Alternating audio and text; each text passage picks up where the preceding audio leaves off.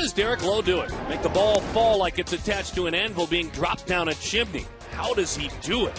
How does Dan Herron manage to always stay 3 steps ahead of opposing hitters, doubling up, tripling up when you'd least expect it? How does Dan Herron do it? And finally, how do 40 people all get on the same page and bring the passion of big league ball into your home? How do they do it? Tonight, we'll answer all 3 questions as we go behind the scenes. So, turn it up. Turn that volume way up. All the action, the Braves and Diamondbacks on Fox Sports Arizona.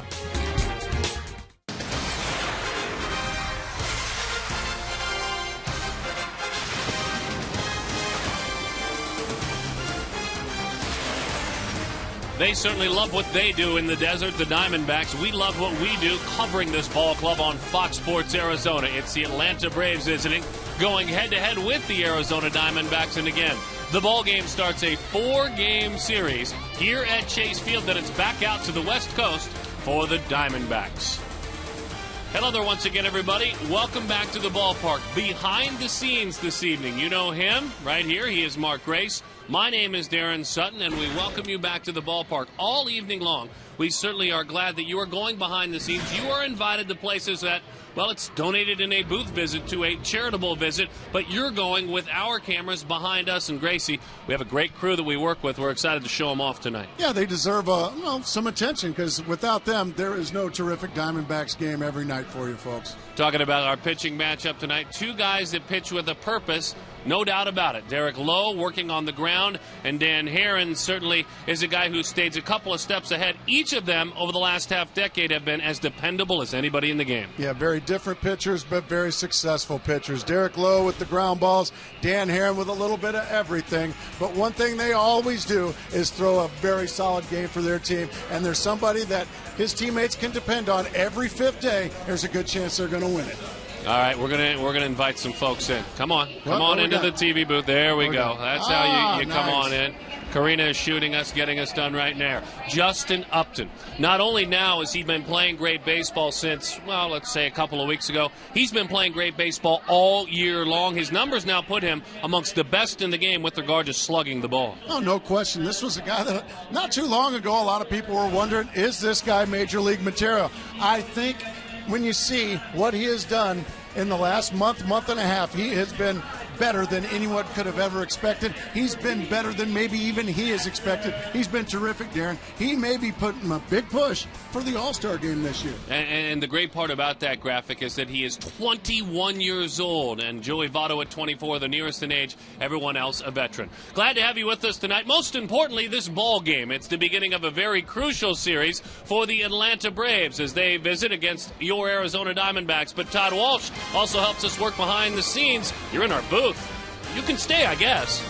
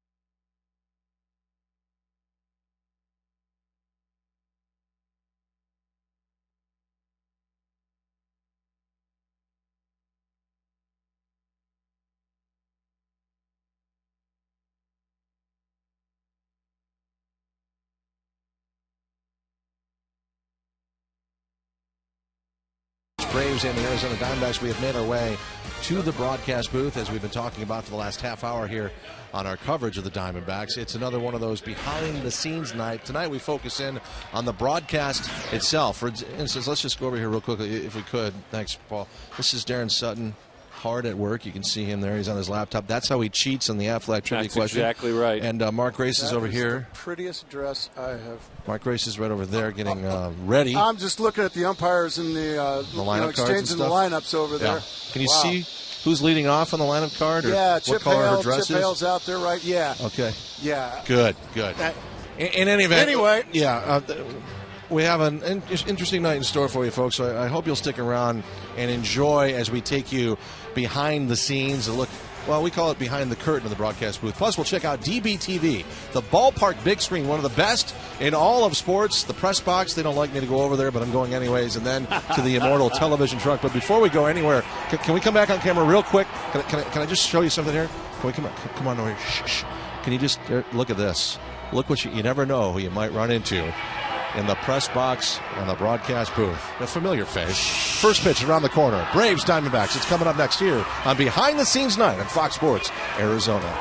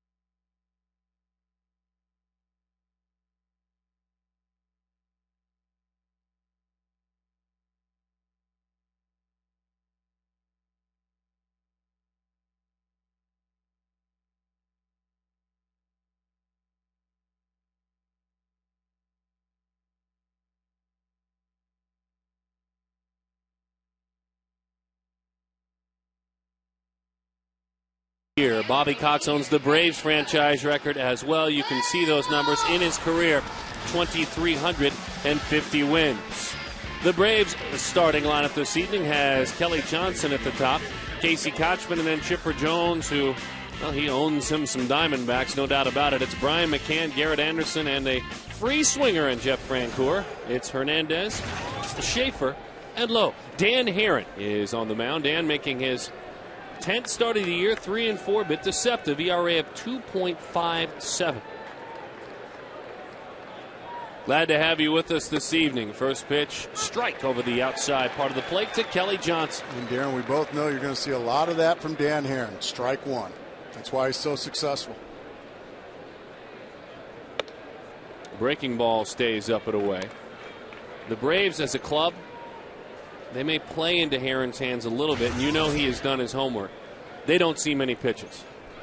Very aggressive. And that's already the way that scouting reports tell you to beat Dan Herron.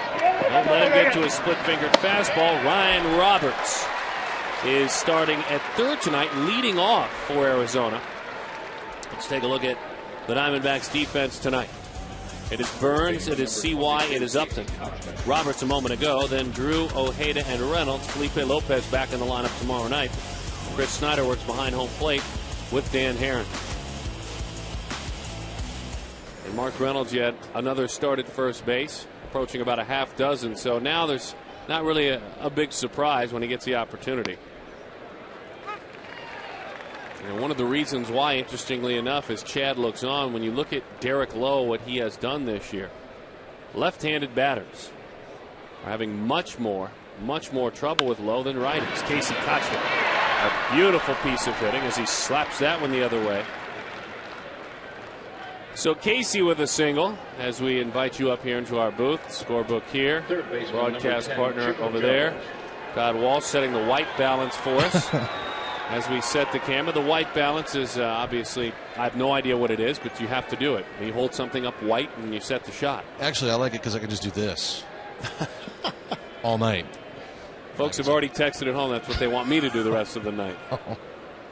No, we appreciate you coming in. Exactly. We're going to have some fun tonight, pal. Settles in.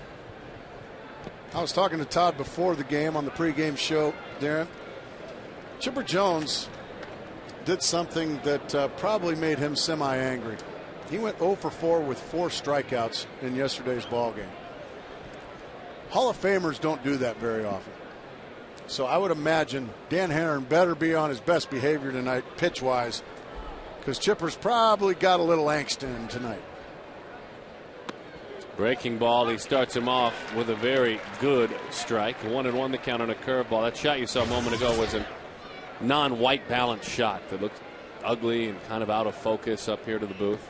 So that's why they have to do that. Chipper is always on balance. Hard ground ball. This could be 2. The angst continues for the future Hall of Famer, number 10 on his back. He stays up here. He stays over there. Gotta keep a little score. Right there, double play. Gotta fill it in. Right there.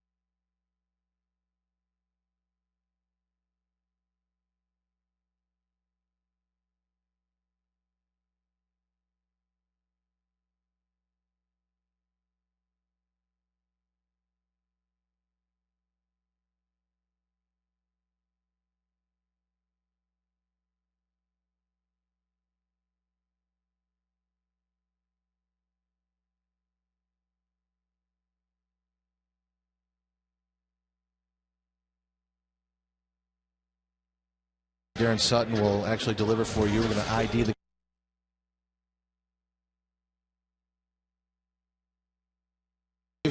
batting order for the Arizona Diamondbacks, and then a look at tonight's starting pitcher for the Atlanta Braves, Derek Lowe. But Darren, take it from here. Well, I always mention the sponsor. That's the most important thing. We love getting paid. Southwest Airlines. Roberts, a rare start at leadoff. Ojeda, Upton, and Stephen Drew. That's why he's in there tonight. Mark Reynolds, Eric Burns, Chris Young, Snyder, and then Herron right behind him. 35-year-old right-hander. And he can act 40 as a veteran, and he can act 23 because he's got a lot of little kid in him. Derek Lowe is on the mound, and again, dependable as ever. Just a ton of movement on his fastball. Take a look at this first one. There it is. You're going to get a lot of those sinkers, a lot of balls beaten into the ground. I would imagine A.J. Hinch and the offensive meetings probably were, if we get any runners on tonight, we've got to start putting people in motion. I'm not going to sit back and let my hitters hit into double plays all night. I think you have to put runners in motion. Line drive, center field, base hit. Now, AJ told you that, or you were just imagining he would do that? No, I'm thinking. That's exactly what he said. I'm thinking. That's exactly what he said, so you're thinking right along with him. There's a fast. Ryan Roberts, he has been so much fun to watch and to cover this year, Todd.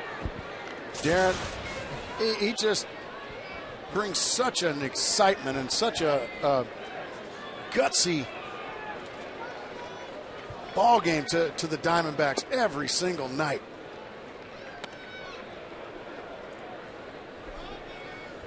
Guys, if I could interject here as we get ready for this pitch, the one thing that I hope fans get a chance to see up here in the booth in situations like this is how, Mark, you communicate with the truck and the producer and the director with what you are going to look for in certain replays, and Darren, you in certain pitches. And I know that's all part of the talk back. We've talked about this for many, many years, but if you're looking to talk to Andy Bach, who's producing tonight, or you want to talk to our director, Mitch Riggin, that's what you'll do. Sometimes, Mark, you'll be talking on the air. Darren, you're off air saying, hey, I want to see that slider again, right? That's exactly right. This is why, because I'm talking to the truck, so they were hearing me there a moment ago. The cough button here, got to clear that up. We talk all the time to the truck. We talk all the time to the truck. Probably too much if you were to ask them, but we're not going to.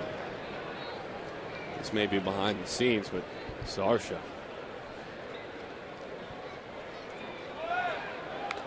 Runner was on the move, as you talked about, and he never pulled his head up the entire time, as was evidenced by the head first eye. Yeah, that was a straight steal there. You're thinking a lot of times with Augie Ojeda up and his ability to handle the bat, you might be thinking hit and run. Ryan Roberts just put his head down, got a very good jump, and Augie Ojeda fouled it off. He certainly had that one stolen. Boy, it takes Ryan Roberts about 3 pitches into this game to just be pigpen. He was, again, so excited. Not only that he was getting another start, but batting leadoff. Absolutely. I mean, beside himself that he was getting the opportunity. Ojeda with a fly ball center field. It's playable out there by Jordan Schaefer. Roberts retreats back. One of our favorite people in the world, Todd Walsh. A fellow by the name of Joe Altobello. Number 10, Justin Upton. He had a lot of theories on hitting, but one of his main theories was stay out of the air to center field. Why is that? Because, well, it's the deepest part of the ballpark. You got to be a behemoth to hit a home run.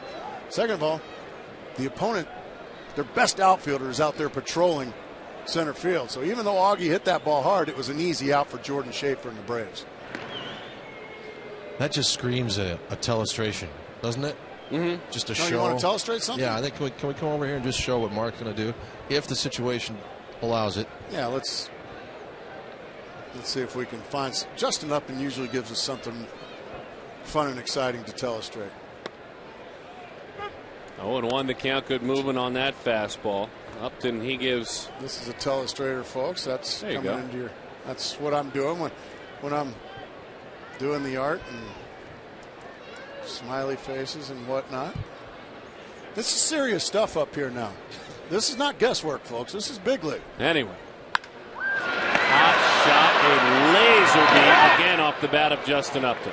Can't hit it any harder, but right at Hernandez's shortstop. Here we go. Use this telestrator. Let's take a look at the pitch and the swing. We've got Justin Upton. Watch the head just stay perfectly still and watch the bat make contact right about there. Oh, boy. Look at that. That perfect V right there. That is just, well, that's bad luck right there for Justin Upton is what it was, because that ball was absolutely scalded. May have even gotten into the gap the way he hits it so hard. So a little bit of bad luck on that line drive, and we have been talking a lot of late as Justin really locks in how hard he's hitting the baseball. Now, we're talking about home runs that go, nearly 500 feet. But, Gracie, we're also talking about ground balls. Ground balls that are uncatchable. Rockets. I remember playing against a guy that now is on the DL with San Diego, a guy named Cliff Floyd. When I was holding runners on, he was a left-handed hitter. I mean, he was worrisome every time he came to the plate. I wanted nothing to. I would tell the runner, please steal second so I can play back, because this guy's going to hurt me. And Justin's starting to do that. You're going to see Justin start making third baseman play back on the grass. We've got a balk. Yep, dropped the ball. Now he wants to discuss it with Jerry Crawford, and here comes Bobby Cox, who is the master of this discussion. I was busy telestrating or talking to the camera. I didn't see what happened. Was his foot on the rubber? It's on the rubber. Let's see what happens. Oh, he dropped the ball. Yeah, that's a balk.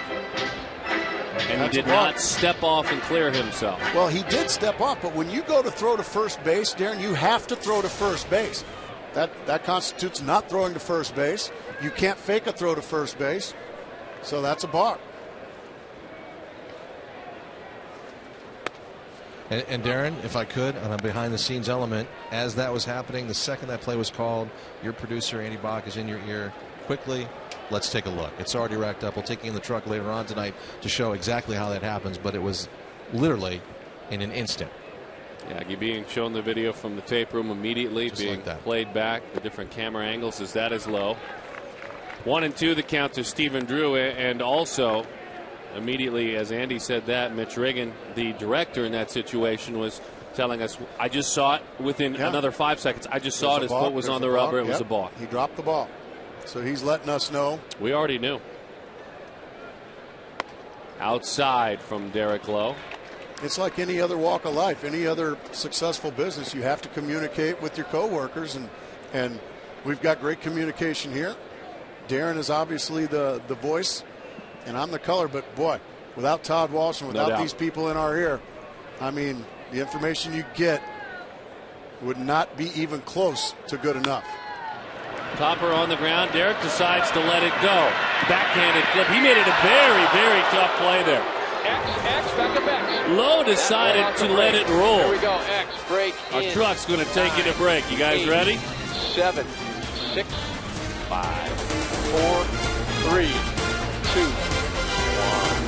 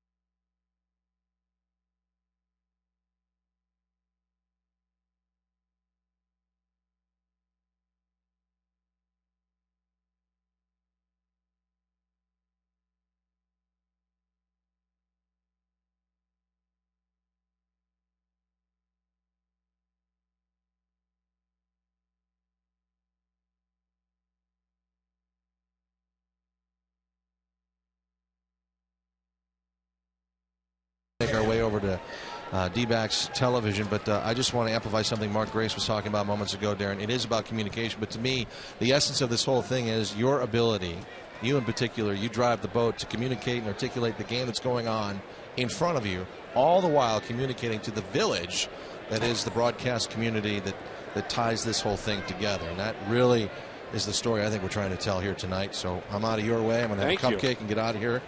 Happy birthday. Oh, thanks. Yeah, happy birthday, thanks for Todd. taking care of my mom. I appreciate that. Before Darren, real quick. Happy birthday to you. Happy birthday to you. Happy birthday, dear Todd. Happy birthday to you. Revenge is a dish best served cold, right? Thanks, Yes. guys. I'm going in. I'll see you in a bit. Have a good one, Todd. And stay out. Thank you, folks, for playing along, those of you that are watching with us. And coming behind the scenes, we will also make sure that we don't miss a single beat of this ball game as well.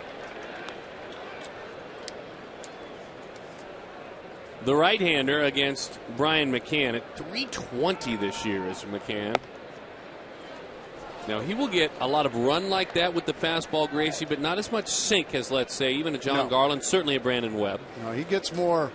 He makes it go left. He makes it go right. He doesn't really make it go down. That's a cut fastball in on the hands. And it dies out there in right field. Another ball that hangs up for an awful long time. There's two speedy outfielders unable to get there. Yeah, I don't know what happened with Chris Young out there. I think both guys maybe thought the other was going to get it. That's just a jam shot there. And that's just a ball I thought Chris Young could have gotten to easily. You can see Chris Young really not on his horse. So McCann continues to raise those numbers. One of the best hitting catchers in the game, no doubt about it. The last 3+ seasons. And they were just going to move. That's that tap on the head. You want to go behind the scenes there. Phil Cuzzy tapping the top of his cap. That means to Jerry Crawford, could you please move to the other side of behind home plate, or I should say behind the pitcher's mound. Jerry obliges. You ever have to do that, Gracie? Oh, yeah, if they're standing in the background, the pitcher's release point, then you have no choice but to move them. Please, can you step aside, kind sir? And Jerry Crawford, without a doubt, one of the best in the business. Been around a long time. He knows what it's about. 0-1 the count to Garrett Anderson, who knows what it's about, certainly. And the veteran who spent his entire career up until this year as an Angel. Starting to swing the bat of late. Since May the 10th, hitting .362. Now, one thing this fella can do is mash the baseball. Well, what a good breaking ball there. Right over the top of it was Garrett Anderson. You're not going to mash this one. This is just too good a pitch. Watch the bottom fall out of it. That's the curveball. You might not mash it, but if you're Garrett, as you can see that fabulous major league career he has had, you'll try. He's not a patient sort. Never has been. He's swinging. He rings the bat. That's exactly right. To go to work for a reason. I have a bat in my hand to swing, not to look at pitches. Now, because of that, he's a guy that's not going to walk a ton, but more than 2,000 hits in his big league career. No, you know, and the only thing that I'll disagree with that is, yeah, you swing it like that. Go! When you get a strike. Yeah. I'm not up there to swing a ball. I wasn't up there to swing balls off the plate. No, and he doesn't do that. He's not doing that. I mean, he may commit to a pitch a little bit down, and once he commits, he's going. There's no doubt about that. But not a big strikeout guy. Tried to come inside, didn't get it in, went right down the middle, belt high. Boy, Garrett Anderson knows just what to do with a mistake. Pound it. This is another guy that will swing at anything. He opens it up a little bit more with regard to discipline and strike zone. He is not, though, a guy that wants to walk. Jeff Francoeur takes a pitch, and it's a strike. Now, in the same time that Garrett has been going, Francoeur has been scuffling. In his last 16 games, hitting 190. And so the numbers coming down for the Georgia boy. And a nice job blocking up the split-fingered fastball. 1-1 the count. Well, that's what Chris Snyder brings to the table. Just a perfect execution right there of blocking a ball in the dirt. Take it right in the chest protector. Don't try to catch it. Just keep it in front of you.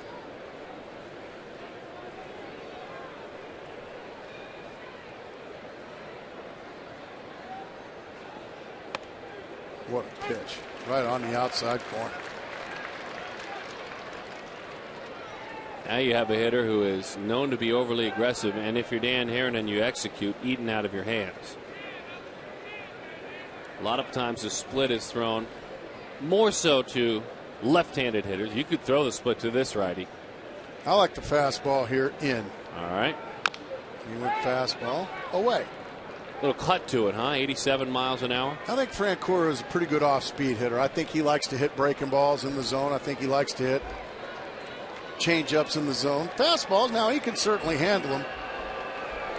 I think if you go in on him, you can jam him, maybe get that ground ball you need.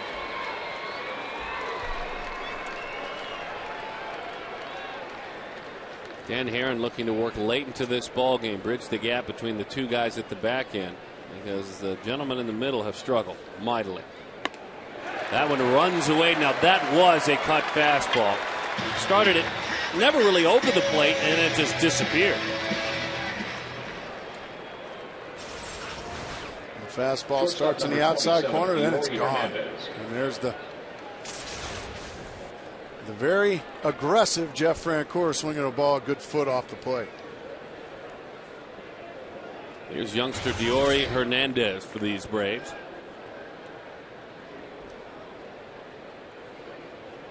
Breaking ball buckles him out of there, and that's strike one. The young man was playing AAA ball in Gwinnett, and in doing so for the G Braves, they call him, hitting .355. 20 RBIs in 29 games and 12 doubles. How about that, having as the breaking ball is low, a AAA club within an hour of your major league club? That would be nice. Just an emergency move. There he is. Closer than when Tucson was here, folks, just knowing the geography there. Gwinnett, a little bit north of town. 1-1 the count. Oh, some gas up and in, and that just tied up Hernandez. Good pitch. 4-game series between these two. Ended up being a 2-game series on the last road trip in Atlanta because rain cost the final day. They're still working out when that game may be made up. Some discussions going on today between both teams. Oh, stop it. Split-fingered fastball, correct? Sure was. And that's as beautifully done as you could do it by Dan Herron. After a fastball in, there you see the bottom drop out of that split finger. And Hernandez got a tough draw tonight as a late addition to this lineup. So now Jordan Schaefer has played more ball games than any rookie in the National League, had more at-bats, has had more walks. The hits have not stacked like he wanted to, hitting just .209. What a pitch. Homered in his very first at-bat this year. He's only got 2 on the year, but one was on his very first at-bat in Philadelphia off of Brett Myers. And he was the 99th in Major League history to do it. Isn't that amazing that it's happened that often? There's number 100. Gerardo Parra did it. That's right. I grounded out. But you would later, Homer. Yeah, I eventually hit a homer. There you go. You, of course, would later, Homer. Yep, number 99 and then number 100. Not a bad way to get things started in the big leagues. And both probably their top outfield prospects in the organization, both of them.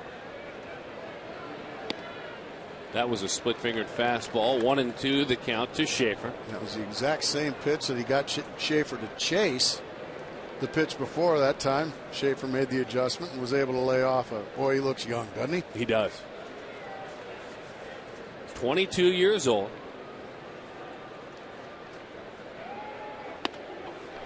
Overthrew that one, stays away. 2-2 the count with Derek Lowe on deck. Lest you overlook Derek Lowe, just ask him if he can hit. Well, he'll tell you he can hit. He'll tell you 15 minutes before he goes to warm up in the bullpen. There is nobody like him in the game. Now, he's locked in now, but his way of preparation is being social. That is so rare for a starting pitcher.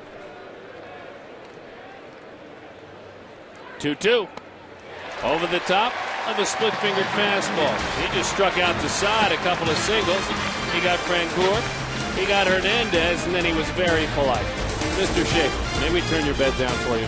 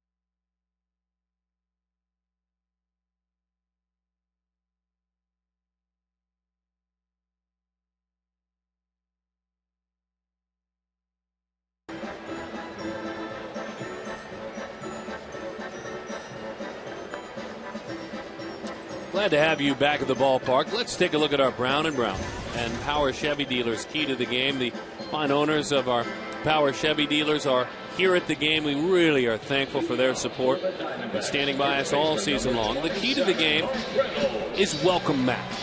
Welcome Matt.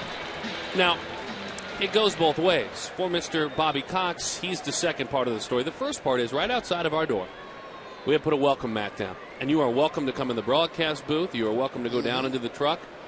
You, my friend, can act however you want and come on into our booth. You are welcome. I thought it was more like Matt Williams. No, just one team. Oh, okay. I'm sorry. For Mr. Bobby Cox, that mat's taken away. You already have had a team come in here and make themselves at home. Buddy Black's club. True. Very comfortable. Welcome mat was there. Took 2 of 3 games that many would argue they could have lost both of the games. The Diamondbacks could have easily swept them. And so the welcome mat is here for all you viewers, but this time not for the Atlanta Braves. But not the Braves. That's exactly right. Welcome mat. Bouncing ball, and it's a foul ball. Oh, nice play there by Chip Hale. Did you see how he kept the ball in front, used both hands, and made the play? We've been giving Chip a lot of grief. So nice play down there, Chip Hale. 1-2 the count.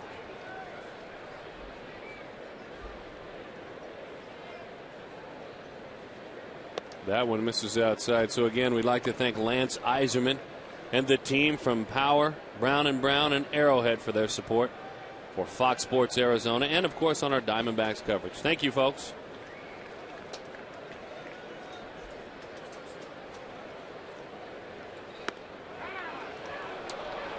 A strikeout. And this is a guy that strikes out about 6 for every 9, so certainly, Mark Grace, you wouldn't call him a strikeout pitcher. That is a strikeout hitter, though, that just went down on strikes. He'll always battle it. Well, Mark's on about the same pace of last year, maybe slightly ahead of it, which was a record-breaking year. I mean, he has been Mark Reynolds in his last 11 games, and I mean that positively as well. In his last 11 games, he has 13 hits, 5 homers, 2 doubles. He's hitting over 300, and he struck out 19 times. That one bounces over there behind the welcome mat that has been pulled away. Miller Lite what's brewing the rest of the series. Jair Jurgens against John Garland. Saturday on Fox, Kenny Albert, Mark Grace will bring you the action. Javier Vazquez against Doug Davis. And then Sunday, Mad Max Scherzer, Chris Medlin on the mound for Atlanta. We'll have it back for you on Fox Sports Arizona. But Garland against Jurgens. How about the year Jair is having? A 2.07. The young man from Curacao has been fabulous. Doug Davis had the rug yanked out from under him his last start. He threw a beautiful game, only to see the bullpen fail him as that ball is smoked into left center field. Here goes Eric Burns. He may get 3. It heads into the corner, settles in there. Eric Burns, high stepping in head first down. They love it here. A triple for Eric Burns. He continues a nice career against the man on the mound in Derek Lowe. Well, when you decide to throw a breaking ball and you leave it up, that's what happens. You're almost doing guys a favor when you throw breaking balls when you got that good a sinker. But now, you think he's thinking anything but triple.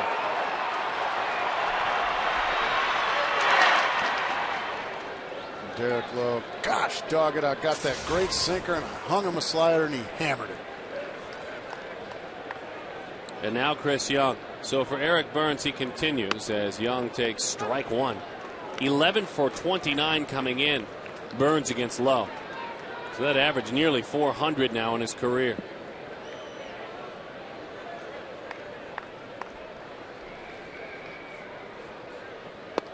Chris Young on the flip side has struggled mightily against Derek Lowe. 4 for 22. Well, what he needs to try to do here is just hit a ball on the ground somewhere. He's popped up a lot, struck out a lot this year. Got to hit the top of the baseball. And if he does, it's going to be an RBI. It's going to be a 1-0 game because Atlanta is conceding the run. They're playing the infield back. Any ground ball anywhere is going to be a run. This is what he throws, ground balls. This Exactly. is your guy. Well, that's what I'm saying. But Chris Young has been a fly ball guy this year. That's my point. If he manages to lift Derek Lowe in the air, then the struggles will reach a new high for the man who has, as you said, with regard to outs in the air on the infield, a 3-to-1 above the major league average. Yeah, but also Derek Lowe being a veteran and being a smart pitcher, he also realizes if he walks Chris Young here, that sets up a possible double play with Chris Snyder behind. So he may just say, I'm going to walk, and then I want my ground ball to be a double play rather than a run-scoring ground ball. Fly ball, left field. That should do it. Garrett Anderson is over. Sets and just shoots it on back in. An RBI for Chris Young. And when you have struggled as mightily as he has, it's a giant step in the right direction. 1-0, Arizona Diamondbacks. 10th RBI in the year. Well, even Chris Young can get Derek Lowe into the air. That's what we were talking about. I mean, it's this improbable when you talk about Derek Lowe. I mean, it's always. So nice at bat there from Chris Young. Got himself in a 3-1 count and still able to lift a sinker deep enough into left field to get the run across. In his career, about 1,200 outs in the air, more than 4,000 on the ground. Say that again. About 1,200 outs in the air, more than 4,000 on the ground. Holy macaroni. He's right there. He and Brandon Webb. Ground ball to fly ball ratio. That doesn't seem It's a lot believable. of ground ball outs, isn't it? That's wow. Nice job of getting him in the air, Chris Young. 0-2 the count, and as you said, fortunate that when he got it in the air, he got it into the outfield.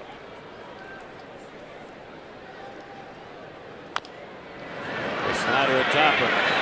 Chipper Jones fires and in time for the out. We're going to keep it right here because there is so much great entertainment in the ballpark. And here to explain it, let's kick it on over that way. Todd Walsh, take us. Hey, we're coming across the way on behind the scenes night, guys, from the broadcast booth. A look on the field to a room that they call the Matrix. How cool is that? Say hello to Rob Weinheimer. Rob, what's your title here? I'm the Director of Game Operations and DBTV. DBTV. We'll get to that in a moment. But what's going on right now on the field, and how are you conducting this, if you will? Well, you know, we're in charge of all the in-between break festivities that go on in the stadium. And right now is one of our most popular. That's the Circle K Hot Dog Derby. Really? That's when we get the three little kids dressed up as hot dogs. Everyone loves it. Who's going to win? I can't tell you that. It's not fixed. It's all up to the kids. It's up to the kids. That's right. Okay. And so how are you controlling that? What's happening? Can you tell us technically, quickly? Well, sure. We have a live element that's going down on the field right now with our camera guys, both a handheld camera and a fixed camera. We've got our in-game hosts, we've got our rally backs, and then in the control room we have the video guys that are running the animation. Okay. We also got the guys in here that are taking care of the audio. All right, let's take a look. You can see it here, right here. Can I just bring you up and take a look at the monitors here? So this is just a technological achievement. Even the hot dogs. So who won, Rob? I think it was Relish. Told you it was going to be Relish. I knew it would be Relish. All right, so how many guys are working in here all night long on a game night? We have about 10 guys in the room right here. We have guys that are operating the balls and strikes and runs, hits and errors. We have guys that are scoring the game, guys that are putting up the notes, for instance, versus righties, lefties. And then we control all the signs in here, from the Circle K strikeout meter to the ribbon boards to the lineup boards to, of course, the big DBTV. Let's. Can we just get a shot of DBTV? And you got to give us some of the breakdowns. How big is that screen? That board right there, it's the widest board in all of Major League Baseball. It's 146 feet wide and 36 feet tall. How much? For you? Yes, low price. I'll kick the tires and everything. I'll give you a good deal. How about $14 million? $14 million. For the whole system. For the whole system. Now let's come over here from the Matrix. I want to show you. We talked about this the other night. I forgot who hit the home run, but he broke the ribbon, didn't he? Who broke the ribbon? Do you remember who it was? Geez, I can't recall. Could have been Justin Upton. He has a tendency to do that. So this is part of the ribbon panel that goes all around the ballpark, or almost all the way, right? Sure. The first one right here on the right side, that's the actual DBTV big screen, and the one on the left, that's our ribbon board. And in terms of anywhere else in baseball, how does this compare? What this one is, it's a 16-millimeter board, which means there's 16 millimeters between each LED, and that's about the best in the business. Brandon Phillips, I think, was the guy that broke the board. And Dan Herron's name, I think it was. Yes, he did. All right, now we got some batters coming to the plate. Darren said, I want to move down here out of the matrix. What do you got going on? Can you update us on the game real quick? Well, Derek Lowe is hitting, and he certainly will be offended if we don't stare at him while he hits, because he had 2 hits in his last ball game and made us watch him hit in batting practice. But you, with regard to Mr. Lowe, can take it away. Okay, we'll do that. Rob, we have moved on. Where are we right now? We were in the PA room. This is where PA announcer Chuck Drago sits, and he's probably going to be about to announce the next batter. Watch this. I'm going to just sneak over, listening to Chuck Drago, guys. Second baseman Kelly Johnson. You got to have that voice. How about those pipes? Second baseman Kelly Johnson. I used to do that a long time ago at Sanson Field down in Tucson. If I could, I did, actually. They thought I was Jeff Munn. It's a long story. Come with me. I'm not kidding. Where are we going now? This is my favorite room. This is the DBTV video control room. This is like Star Trek to me. This is unbelievable. Guys, I got to tell you, I hate to interrupt these people. Why is everybody so quiet? Because you're here, Todd. Oh, okay. All right, let's get a shot of this. This board. So what's going on here in the front row? Okay, what we have over here is in the far left, that's our technical director. Sitting next to him is Dan, our director. So he's the guy that says, all right, ready camera 2, dissolve 2. Ready to go to X, roll X, and take it. And then we have people over here that are operating our click effects machine, which is where we do our playback, our video playback. So in essence, I mean, you're cutting, as we say in the biz, you're cutting a game just like we are, right? We're trying to be as good as you guys down there in the truck. But, you know, you mentioned a spaceship, and that's exactly what we're going for here. And we also try to emulate what you guys do in the truck. From our replay system in the back, it's called an EVS system, where we do all our instant replays. In fact, we're tied in with the guys that are doing the same thing down in the truck. Where's Lieutenant Uhura? She's off tonight. She's always off on nights like that. You know, in seniority, you can say, I'm not going to be there for behind the scenes tonight. Wow, this is something. I got to tell you, this is really impressive. So what we went from the Matrix to where? The DVT video control room. All right, Darren, what do you got? Kelly Johnson, a line shot into the corner, thinks about 3. It ends up being a double. Derek Lowe was retired on a ground out prior to that. But Dan Herron with an extra base hit. Fastball up in the zone. And so a base hit. We'll let you wrap it if you'd like, Todd. Guys, thanks for letting us come in. Scotty, beam me up. Rob, thanks for your tour. We appreciate that. Take care. Thank you very much. Some of the best in the business here, guys, at Chase Field, and some of the high-end equipment that it takes to put on a Major League Baseball game inside the building. How about that? Love it, and we appreciate it, my friend. Thanks for going back in there. Thanks to Rob for opening things up. So Kelly Johnson in scoring position for Casey Kochman, who singled back in the first inning. Cut fastball is called low and inside to Kochman. Kochman's father, Tom Kochman, longtime manager in the lower tiers of the minor leagues in the Angels organization. Managed, let's say, Garrett Anderson when he was a minor leaguer in 1990. Managed guys along the way, and ironically enough, Kochman and Anderson, when Casey was about, 8, 9, 10 years old, running around as the manager's kid. Garrett coming on through the ranks, making his way to the big leagues. They now locker next to one another in Atlanta. Neat story. The 1-1. As that one is low and in, 2-1 the count. Split-fingered fastball there? It looked like it, yes.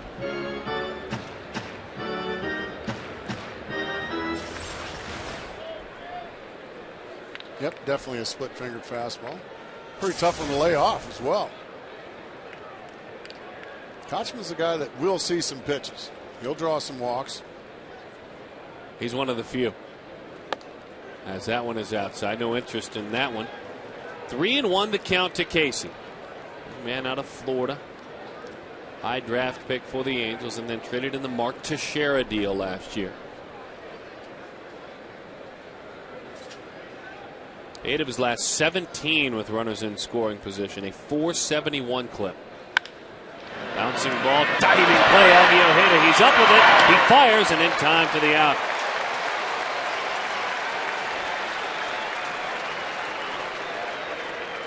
Saving a run, Augie Ojeda. This ball is scalded off the bat of Kochman. Every night, that little guy does something to help the ball club win a baseball game. Be it offensively, defensively, something. Right there, that's a diving play to save a lead. Well, now, this is interesting, huh? I was just about to say, now it's decision time for Dan Herron. Does he want to mess with A 306 hitter or a 320 hitter? Tough call. Very tough call, Darren. What's it going to be? The future Hall of Famer? Or, well, if you're Brian McCann, he's putting up Hall of Fame numbers early in his career. Nice block there by Snyder to save a run. Some defensive help surely behind Dan Herron. And well in front of him, too, with his catcher.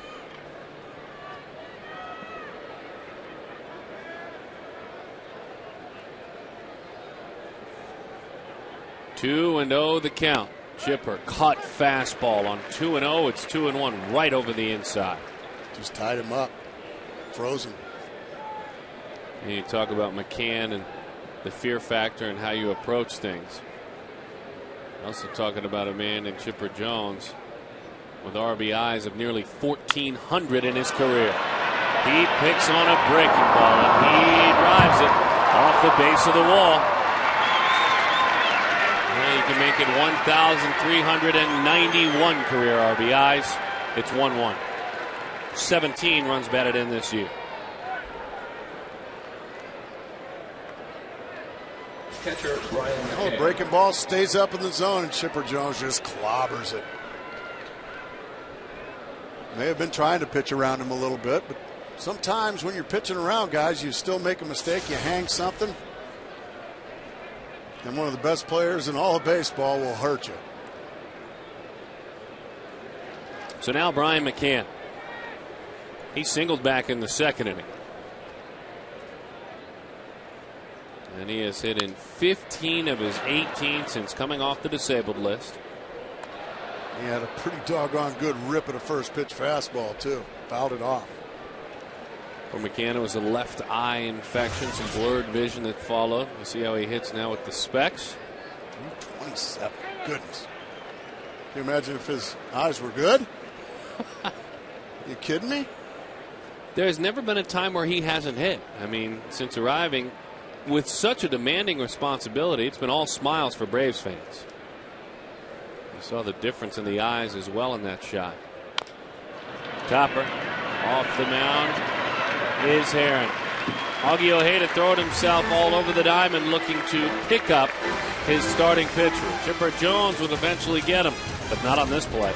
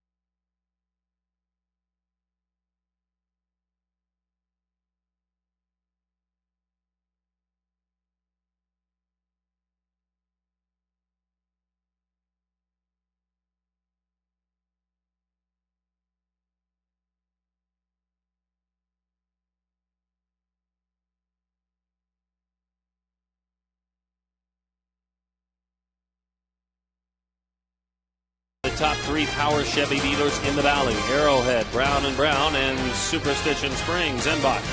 Triple hops brewed Miller Lite. Great taste, less filling. Let's take a peek out and go swimming. What's going on at the pool with our Ride Now Power Sports Pool Cam? You bet. Get yourself a souvenir and enjoy the ball game with the Braves in town. And at third base,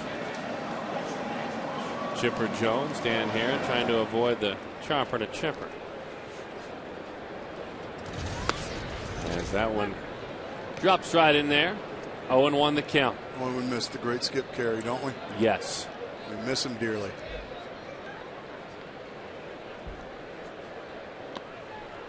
Just a way of going about his business, a great sense of humor. Always made you smile, even if he happened to be frowning when you came into the booth, because if he was frowning, it was usually a bit trying to make you smile. 1-1 the count.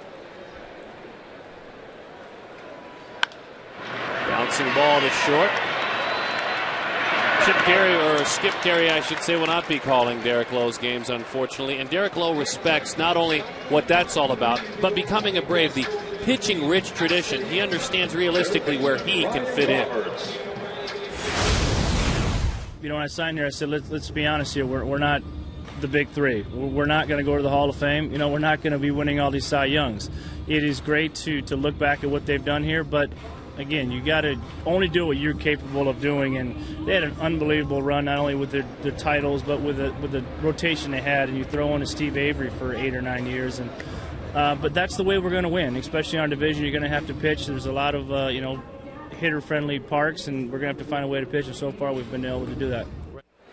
Very humble guy, and I think humble to the point where he's not giving himself near enough credit. I agree. Now, at this point, is he Tom Glavine? Is he Greg Maddux? Or is he John Smoltz? Probably not quite. But this day and age, he's just as good as they were at that time. Now, it's maybe the longevity of it. He spent some time as a closer or a reliever. But he's every bit as good as those guys were right now in their prime. And you think about the best pitchers in baseball and the best pitchers in the National League over the last 5 years, let's say. One of them wears a Diamondbacks uniform. Unfortunately, he's not pitching right now. And that's where he ranks. That's where he is. So what you say, very accurate, Gracie. If you put him with Webb and Oswalt, Zambrano, Lowe, and Peavy, you take any of those guys when healthy on the mound. You'd call him the best in the business. One of the best in the business. I never faced him. He was in the American League. Kind of glad I didn't. Saved me a few 4-3s. That's the key. And that's why that right arm has some dependability in it.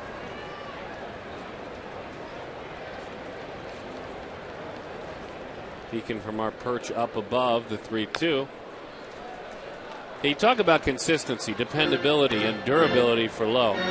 Most consecutive seasons, as we talked about coming on the air, 12 or more wins, 180 or more innings pitched. Derek 7 in a row. Here is again an indicator of who Derek Lowe is. And Dan Herron just hasn't had enough opportunities to move up that ladder. He will. Bouncing ball. Hernandez. They get ready. They stay on their toes. Let's take a peek up top. Our APS rooftop solar cam, and we remind all of you as we look up high to install solar panels on top of your home. Green your home if you are able this summer. No better time. Sun shines, well, seems like 24 hours a day in the summertime. Sun shines for A.J. Hinch every time he's able to pencil that man in. That's as close to a sure thing as the Diamondbacks have on their staff. The ace of this club, 0-1 the count to Augie Ojeda.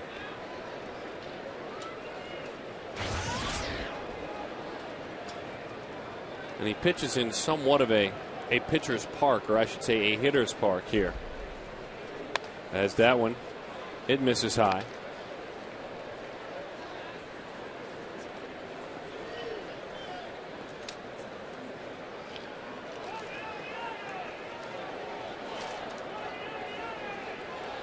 The 1-1. Topper, and it's a foul ball. Chase Field, over the last two seasons, 08 and 09, has opposing batters hitting .262 while slugging .430. Dan Herron here at this ballpark has opposing batters hitting 30 points lower and slugging 80 points lower. He has neutralized this park for himself, and very few come in here and do that. Usually, it's a hitter's ballpark. Yeah. It's just got a great visual background right behind the pitcher. You see every seam on the baseball. Did you like it? I loved hitting here. I loved hitting here as an opponent when I was with the Cubs, and I loved hitting here as a Diamondback. Didn't love facing Randy Johnson and Kurt Schilling. That was kind of, again, the great neutralizer, huh? I didn't enjoy those games. The 2-2. Slapped out to third. Chipper Jones fires on across. Andy Griffith is next.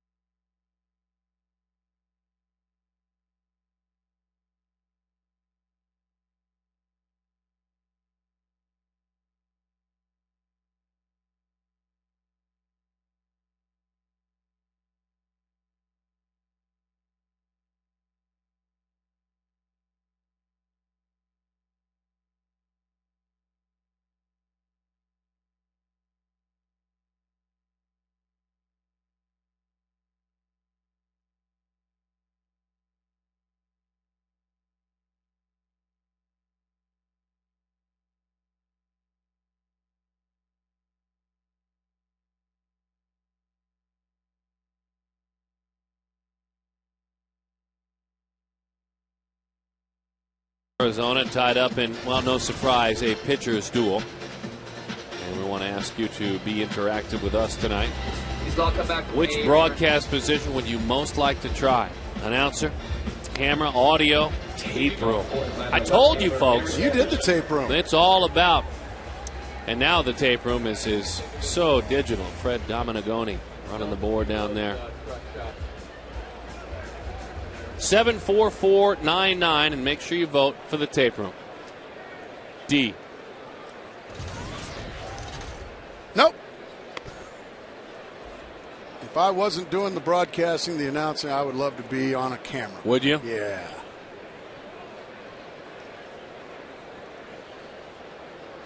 The 1-0. Yeah. Seems like maybe. Take one. There's my guys. And take 6. That's where I would want to be. Which camera would you like? You know, I think Mickey. I think Mickey's camera would probably be where I want to be. Right there. There's Mick. This is the best camera. I'd like to be there, or maybe. Where's our guy Ralph Kelso? Is he here? He's on vacation. He's on vacation. My goodness. That High Home is a good camera as well. Where's High Home? And take 6. Whoa. Oh, Karina. We got a much more beautiful High Home Upgrade tonight. And take 4. All right, Ralphie. Permanent vacation. We love you, Ralphie. Stay home. Topper, it's a foul ball.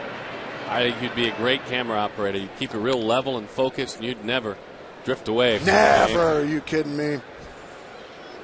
Yeah, probably Mickey's camera down there at the home dugout would probably be my favorite one. Well, you have to really be focused, like you're in a batter's box, like Garrett Anderson. Breaking ball misses away. 2-2 the count. Can't eat popcorn when you're running camera. You can't? Nope. You can't eat popcorn?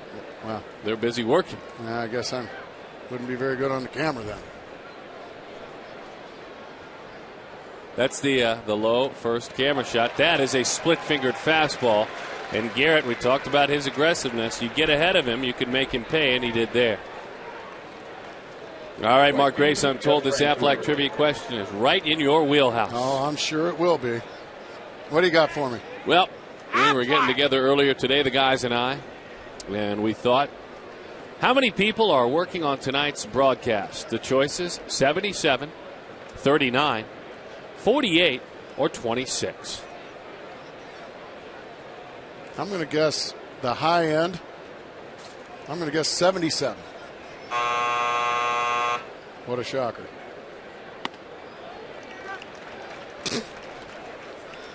What's your guess, Darren? 39.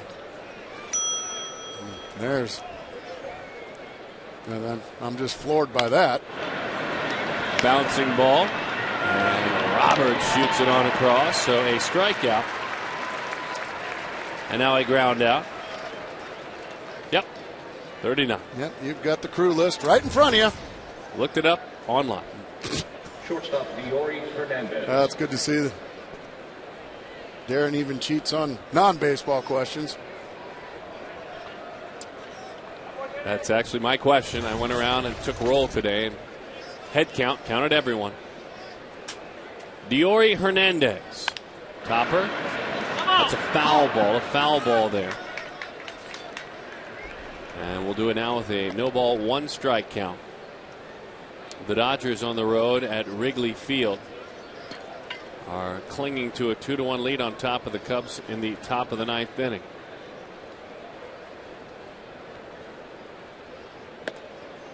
What a pitch right to the inside corner at the knees. Dan Heron and Derek Lowe are sharp tonight. The 0-2. Popped that one up to the right side. A long run for Upton. Runs out of room.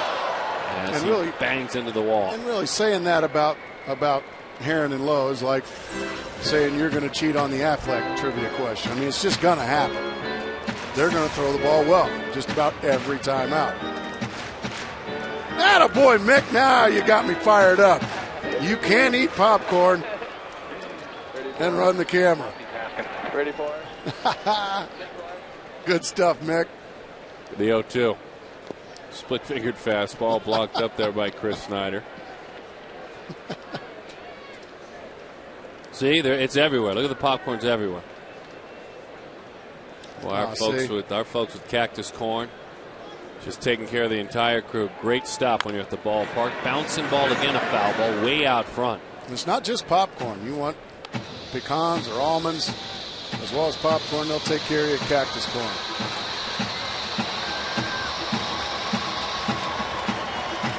Now, if you're in the truck, running back in the tape room, it's against the rules. You cannot eat. You literally cannot eat in the truck. Well, can you drink beer? No. Water only. Over the outside corner, and Hernandez might grab a quick cup of water before someone gets his glove for him. A little helmet full of corn.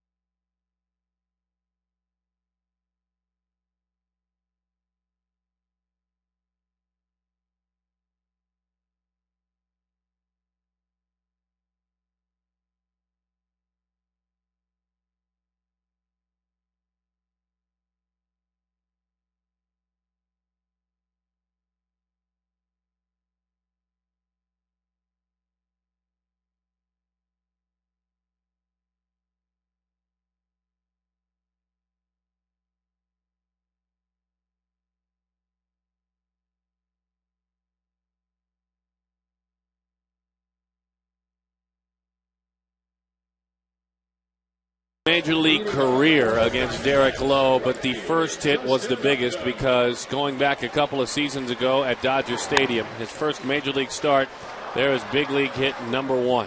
And for Justin, good friend Lee Tinsley, now in Seattle as a member of their coaching staff, a memory he will never forget. I remember taking a walk with him. We brought our camera crew with down into right field, kind of sitting against the seats there and reflecting on being a major leaguer and fitting in. And there have been bumps along the way. There will continue to be bumps along the way, but he's starting to fit in with the likes of Pujols, Ibanez in this early season, our Firestone leaderboard. And that's what a professional at bat starts with right there, Darren.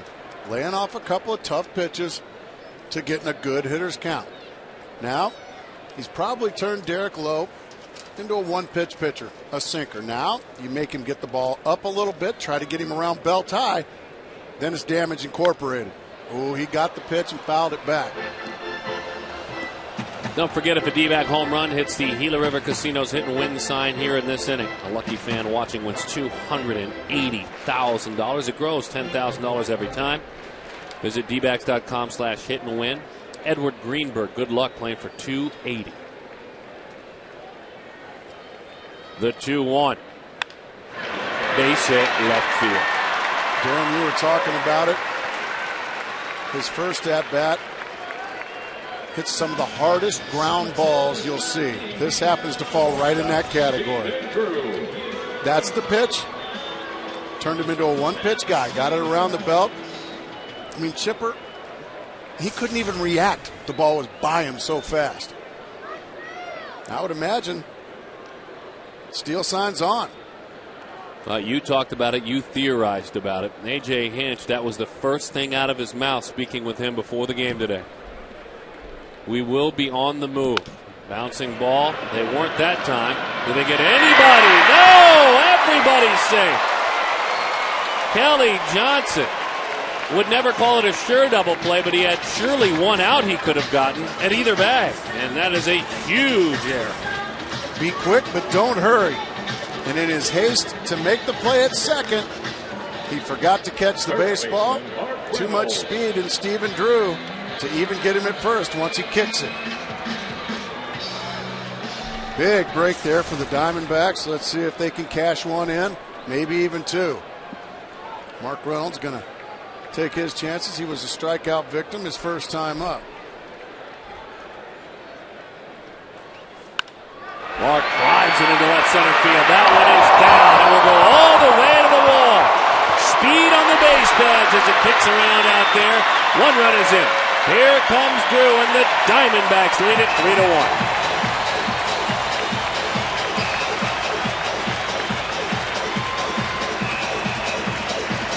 Another guy so strong to drive a ball this far in this location.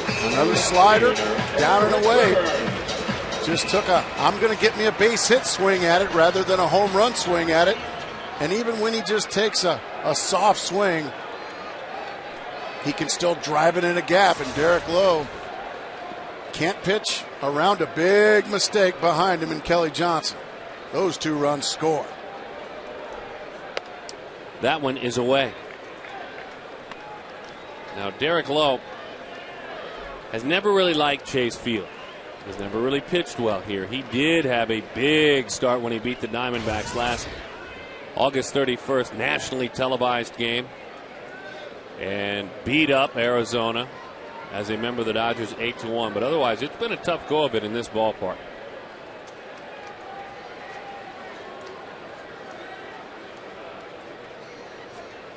And that one win, maybe the biggest win of the year last year for the Dodgers. Without a doubt. They started to begin to slam that door shut. Line drive up and over the head of Johnson and into center field. Here comes Reynolds on around. A big night for Eric Burns. He's got a triple. He's got a single. He's got an RBI, and his team leads it 4-1.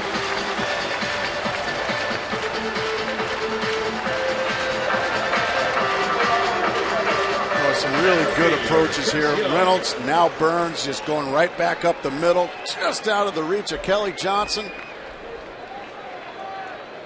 And another RBI. Good read there by Reynolds. He knew it was going to be a base hit. Somehow. And Burns is driven back to the bag. All right, Chris Young, a sac fly and an RBI back in the second inning. In April. I would imagine Burns going to be on the move sometime soon. Showed bunt, took a strike.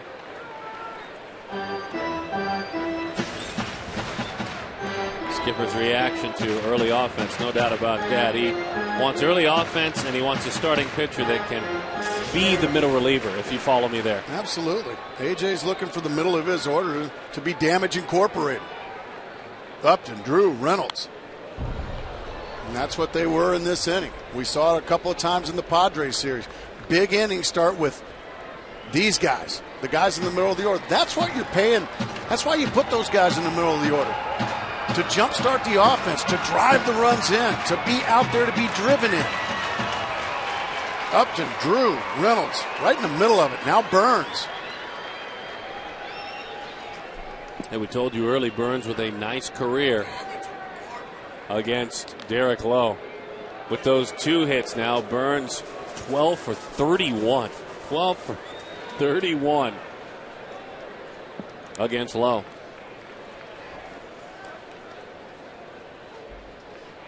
The 0-2. Popped it up.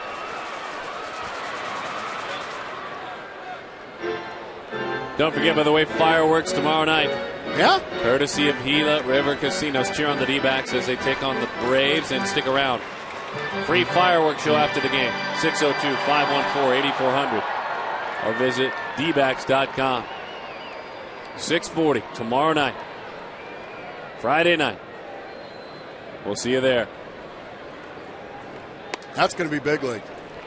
Nice dark night out. Usually is at night. It's going to be exceptionally dark tomorrow. Well, it will. I was told. Thanks for that forecast. So stay tuned tomorrow when it's dark at night. The 1-2 is into right field. And over there to make the play is Jeff Francoeur. And nearly doubled off first. Francoeur with a fabulous arm. He's got a cannon. And now Burns not walking comfortably.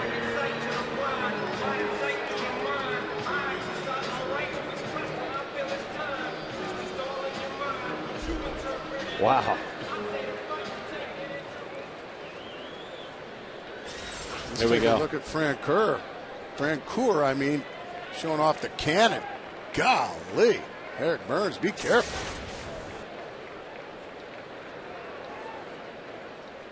That one is away. Francoeur known for the arm, no doubt about that. 4 outfield assists this year. And since his major league debut in 05, 63 outfield assists, number 1 in the major leagues. Since the middle of 05, 63 dead ducks on the base paths. What a good pitch there by Derek Lowe. Right to the outside corner, a beauty. Chris Snyder.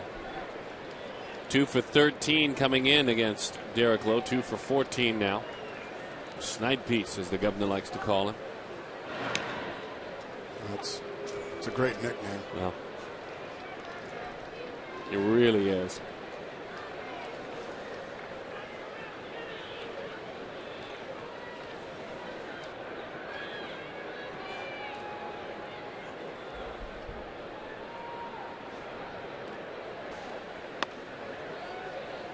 Just missed the outside part of the plate. Snyder, and we told you the numbers, not a lot of success in his career against Lowe. He said a lot of times I'll get in there and I'm not satisfied with a single. He said against a guy like Derek Lowe, if you think big, you're in big trouble. He said you have to be happy with a single. 2-1 the count. There is a single. Are you happy with that? You bet. A little hit and run action. The runner was on the move, found himself a hole. Runners on first and third with 1 out. This is what you have to do, though, against Derek Lowe. As you said, as AJ said, keep the runners, just keep everything in action. Yeah, otherwise it's a double play. Look at that beautiful piece of hitting there by Snipe Piece, as the governor likes to call him. Into right field. That's just first and third all day long. Now it's decision time for A.J. Hinch and the Diamondbacks. Do you let Herron swing away, or do you bunt and try to get the sacrifice, or do you risk a strikeout or a double play? Herron swings the bat pretty well. I think he should swing it. And he hopped it up.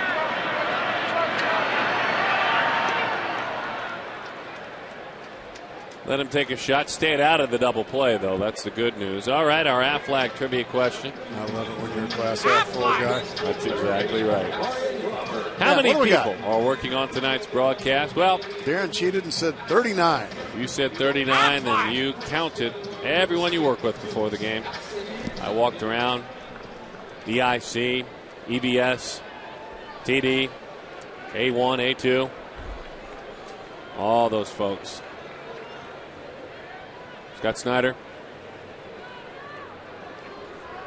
having a terrible year. Roberts into right field. Will that die out there? You bet. And because of it, that's an RBI. 5-1. The Diamondbacks lead it. Roberts 2 for 3 again. He was 4 for 8 in the San Diego series. Oh yeah, that cowboy loves it. Look at that dirty uniform. Look at the dirty neck, the bearded face, and the beautiful piece of hitting right there by Ryan Roberts. You know, he's going to mess around and start finding himself in the lineup a lot more if he keeps doing this. Derek Lowe, man, I feel like I'm making some pretty good pitches and they're getting base hits. Yeah, again, that ball not smoked. But taking what they're given with the sinker ball pitcher, the approach, really a solid approach. Be satisfied with one, be satisfied with a single. Take care of your freebies. These are all catchphrases you hear a little bit more around the Diamondbacks clubhouse with hitting coach Jack Howell. You get a whole bunch of singles in an inning. You happen to run into one in a gap and it's a double, and you haven't hit a homer, that's still a big inning. And in some cases, a bigger inning than one that includes a home run. Well, home run, you've heard me say this before, Darren, a home run can be a rally killer. But you're also talking to a guy that didn't hit a whole lot of home runs. I like keeping that pitcher in the stretch, giving him something to look at. Home run, yeah, it's pretty and it's sexy and we all love them. But it also cleans the slate and they can go right back into the wind up and just start fresh. I know you and Scott Snyder don't like that theory, but that's my theory. Of course, up here, the senior producer of the booth, Scott Snyder, senior in charge up here. Good to see Scott Snyder. There he is. Big fan. Bouncing ball, Lowe loves that one. There was a big error early in this inning. Could have been a double play. Kelly Johnson didn't turn it. Then the next batter, Mark Reynolds, drove both runners in. That opened it up.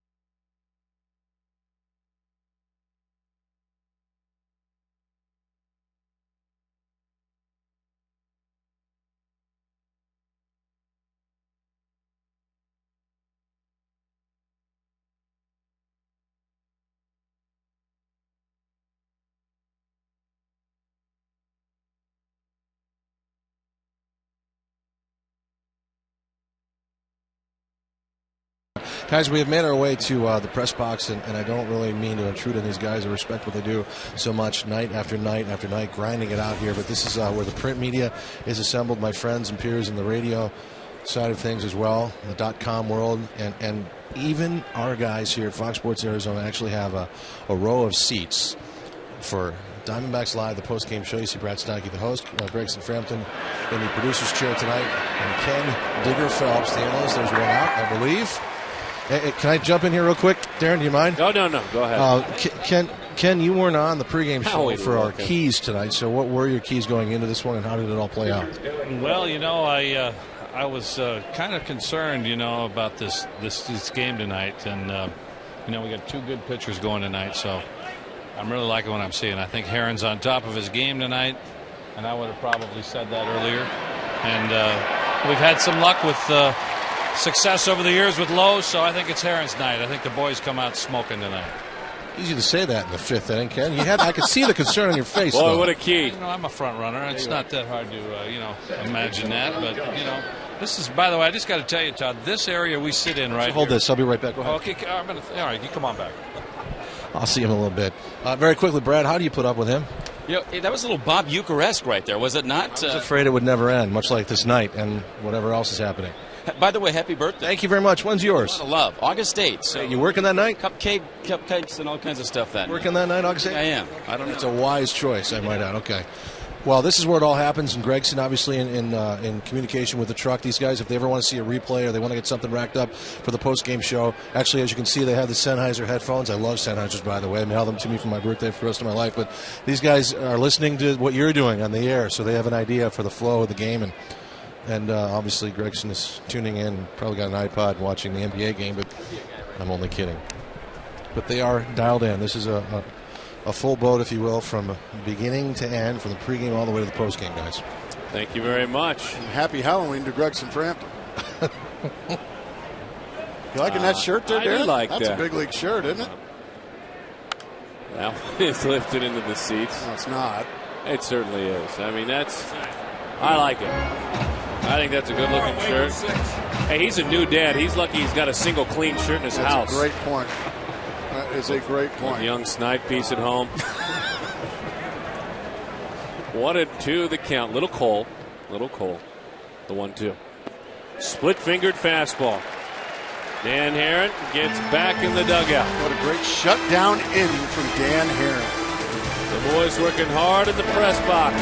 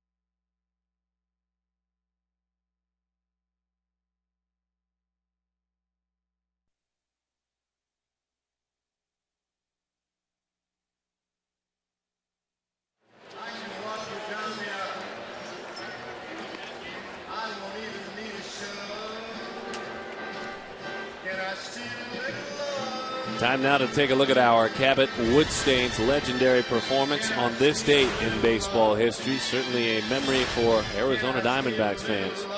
An intentionally walk issued Buck Showalter and the gang. Barry Bonds with the bases loaded. And here is the flashback. You bet. May 28th, 1998. Go ahead and put him on. RBI Bonds. With the bases loaded. The Diamondbacks. Brett Breedy is there, and that is the ball game. Wow. And of course, on this date in baseball history, Barry Bonds hit the 715th home run of his 21-year Major League career to pass Babe Ruth for sole possession at the time of second place on the all-time list. Derek Lowe goes back to work. And he fires a sinker over the outside. 0-1 the count. Loved playing basketball as a young man. Wasn't much really of a baseball player. Drafted strictly on potential. Justin Upton was drafted on potential, and he's living up to it so quickly. He is now 2 for 3 tonight, Justin Upton. Now remember, this young man came in hitting .335. He had an on base of .408 and the 4th best slugging percentage in the game at .633. Such a short swing and just such a strong kid. That was a rocket back up the box. Goodness gracious. This is becoming fun to watch. Justin Upton every day, Darren. Is that any good?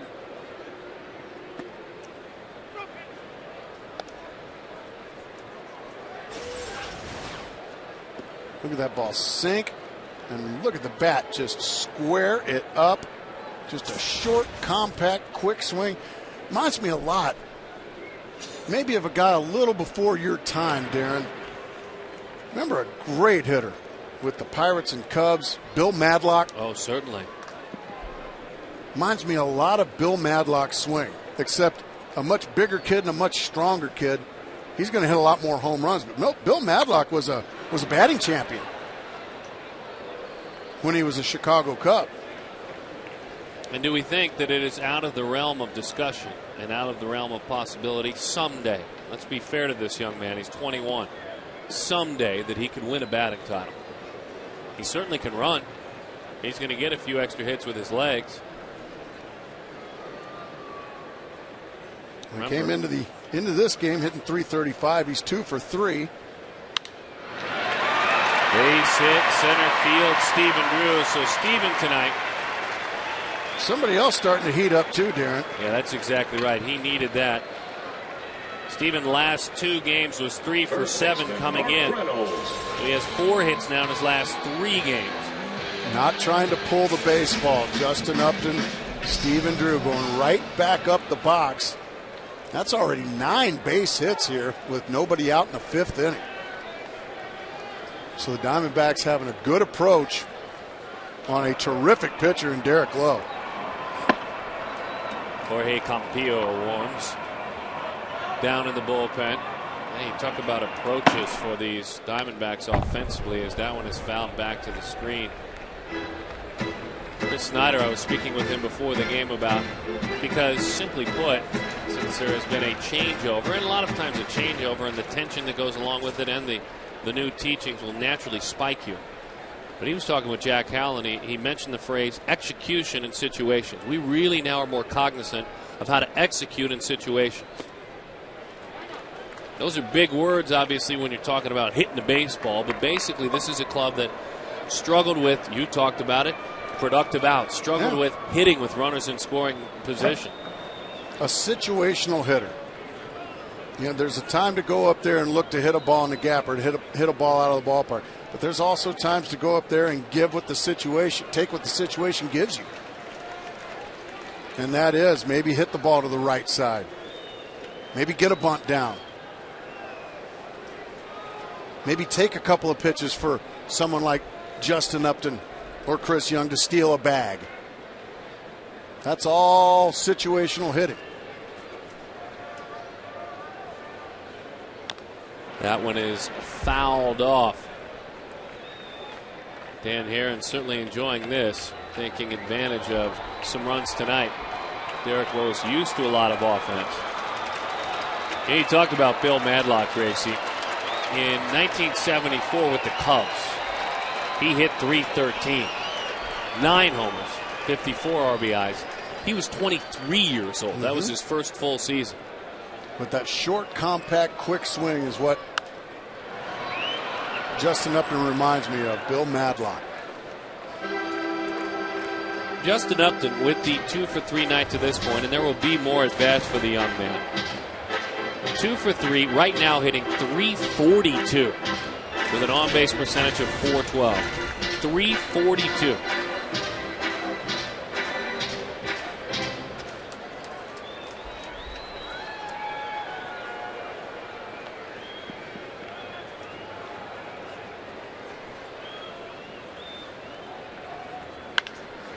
Bouncing ball should be 2. Derek Lowe used to those. He got it. Mark Reynolds is retired. Upton will end up at third, but 2 big runners erased. And for Derek Lowe, that is 6 double plays rolled up this year. 226 in his career. Even when he throws the ball in the middle of the plate, he gets a lot of ground balls, and that's exactly what he got in that situation. This ball's middle, but it has enough sink on it to just be a tailor-made 6-4-3 double play. And we always talk about it with Brandon Webb, Darren. He's out and popped up. Who's going to get it? Brian McCann. An empty inning there. A couple of leadoff hits for the Diamondbacks. Couldn't get it done. Inside the truck. Look at him getting it done. 3 seconds. Oh, boy. 2. They can make some lemonade. Roll like a Paul.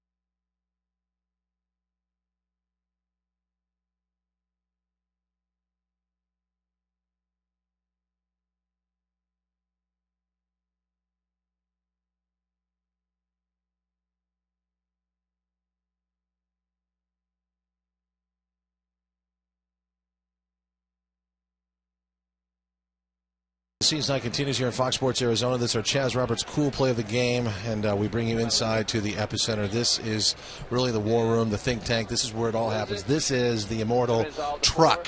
You've heard him refer to this for hundreds of years. If you're a fan of sports television, see Mitch Riggin, our director, with the tools of ignorance in front of him, putting a show together, as he always does, putting square pegs in round holes. Andy Bach, our esteemed... Yeah, there you go. Andy Bach is producing. Ready for. Liz Scott over here is take 4. Ready the AD. And guys, you don't mind?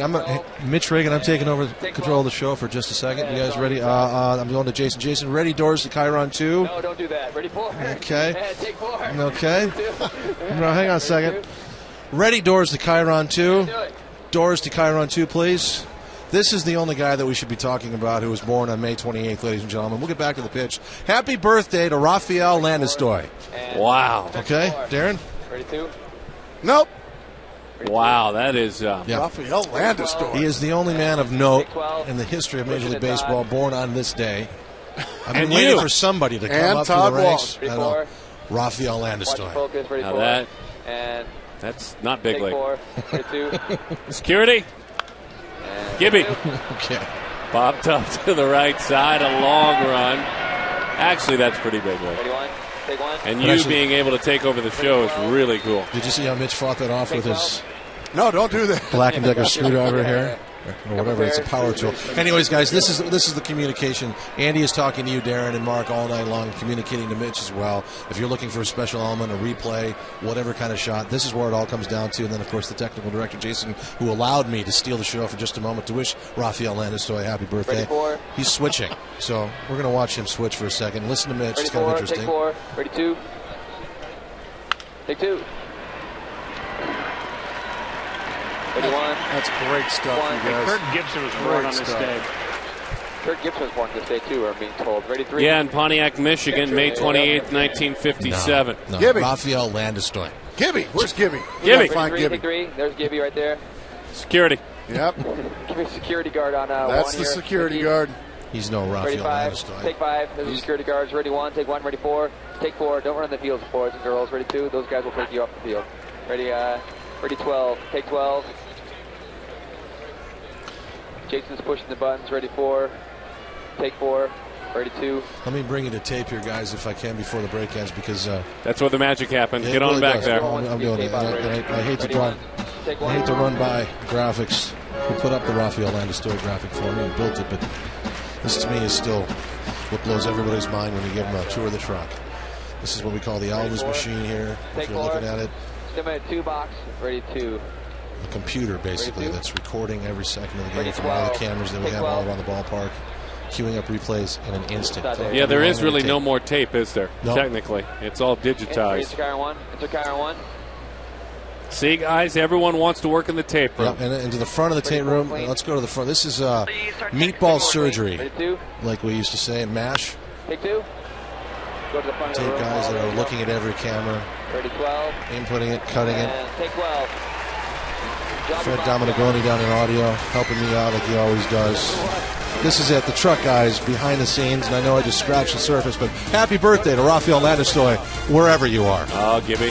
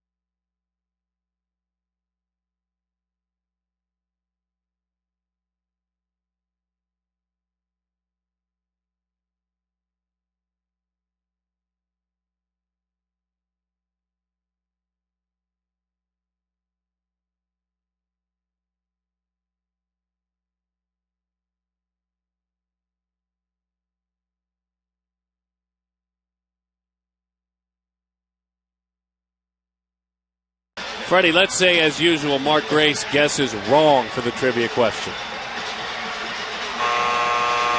And then, of course, after research, a lot of game experience, and just flat-out brains and knowledge, I get it right. Yeah. Thank you very much. Freddie doing a nice job out there. Freddie, one of the nicest guys in the world, but I'm not real thrilled with him night in and night out, to be honest with you. He goes looking for you, Mark Grace, and they send that piece of equipment on the road. The road crews do the best they can, but not like Fred. Wonderful audio. The microphones all over this ballpark, embedded in the walls behind home plate. There are microphones everywhere, and he is handling every single one of them, as you can see. All right. It has been a little bit of a roll here. Certainly on the other side for Dan Herron. 10 in a row retired. They look to add on in support of Herron against Derek Lowe. Sinker just a little bit low to Chris Young. This is a 4-game series between these two clubs. Popped that one up. Don't forget, trying to get to 6 runs tonight. And those of us in the Valley, when that occurs, we love it because we can head to Taco Bell. Pre-freed tacos given away with the purchase of a large drink between 4 and 6 the following day at participating locations. Pick up that large drink. That's all you have to do. It's just such a tease when it's on 5. 3 tacos coming our way. Fly ball. Easy chance out there for Jordan Schaefer.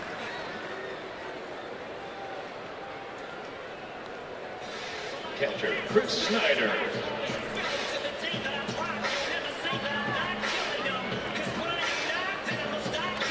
Derek with 80 pitches. Now, certainly he has been knocked around a bit. There's no doubt about that. We saw Dan Herron, interestingly enough. He was knocked around in Oakland. He took the ball through 7 innings, and his run total was high early. You want to earn respect from your teammates. You want to earn respect from your manager and your bullpen. After you've gotten hit a bit, keep pitching. You got that right. But these are 2 guys. Does that surprise you that either one of them? Herron last outing? No, not at all. And Lowe this outing? Not at all.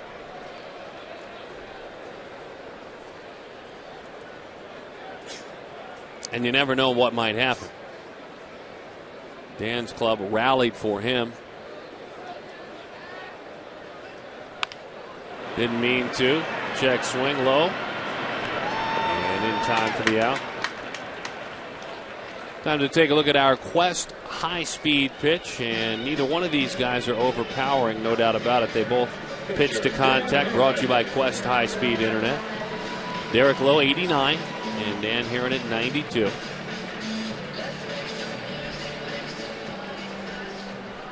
That's top end for Lowe. Doesn't need any more than that.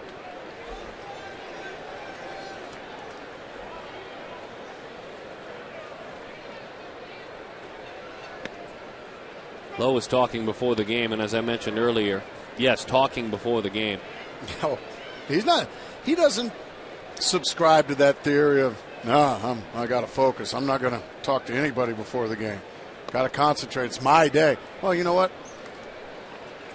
He doesn't subscribe to it. He's a guy that's going to be, he's going to be himself. And that is an affable,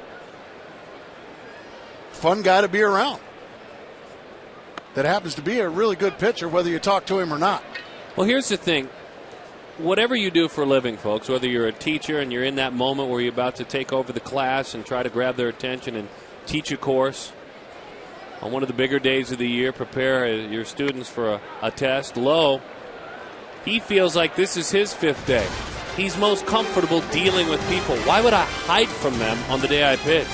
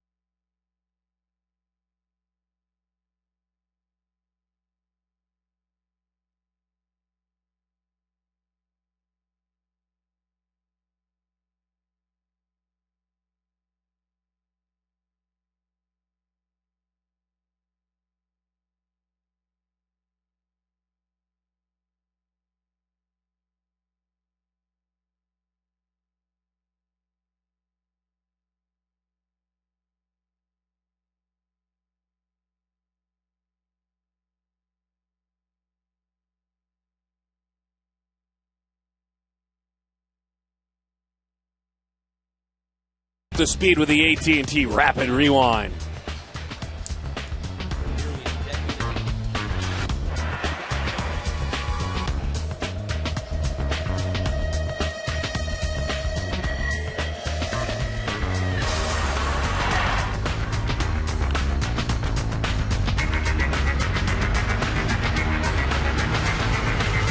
AT&T, the nation's fastest 3G network. AT&T Live, your world delivered. That's how you do it. Here's Garrett Anderson.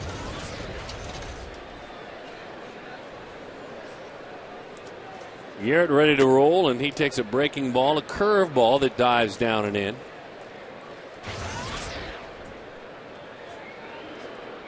A hard breaker. He pulls that knuckle up, a spike curveball, if you will. And a fastball. There's that run, Gracie. Not a ton of dive, but just enough. But just enough to get it to the outside corner, Darren. Just enough to keep it off the middle of the plate and off the middle of the bat. Stays back on a breaking ball, lifts it to left field, where Eric Burns is there to put it to bed. And Garrett Anderson, he of the 2,393 hits, he is retired. Right fielder Jeff Francoeur. Gracie, Garrett is 6 shy of 500 doubles. You reached that mark. Yes. Explain how coveted that is for a big league hitter. Well, it just means you're not fast enough to hit many triples. Come on now. No. No, it was certainly a special milestone. Obviously, honestly, Darren, I got the ball on my 400th, let alone the 500th. So that it's a bunch. Bouncing ball, and that is a foul ball. Yeah, 500 doubles. Garrett is getting close.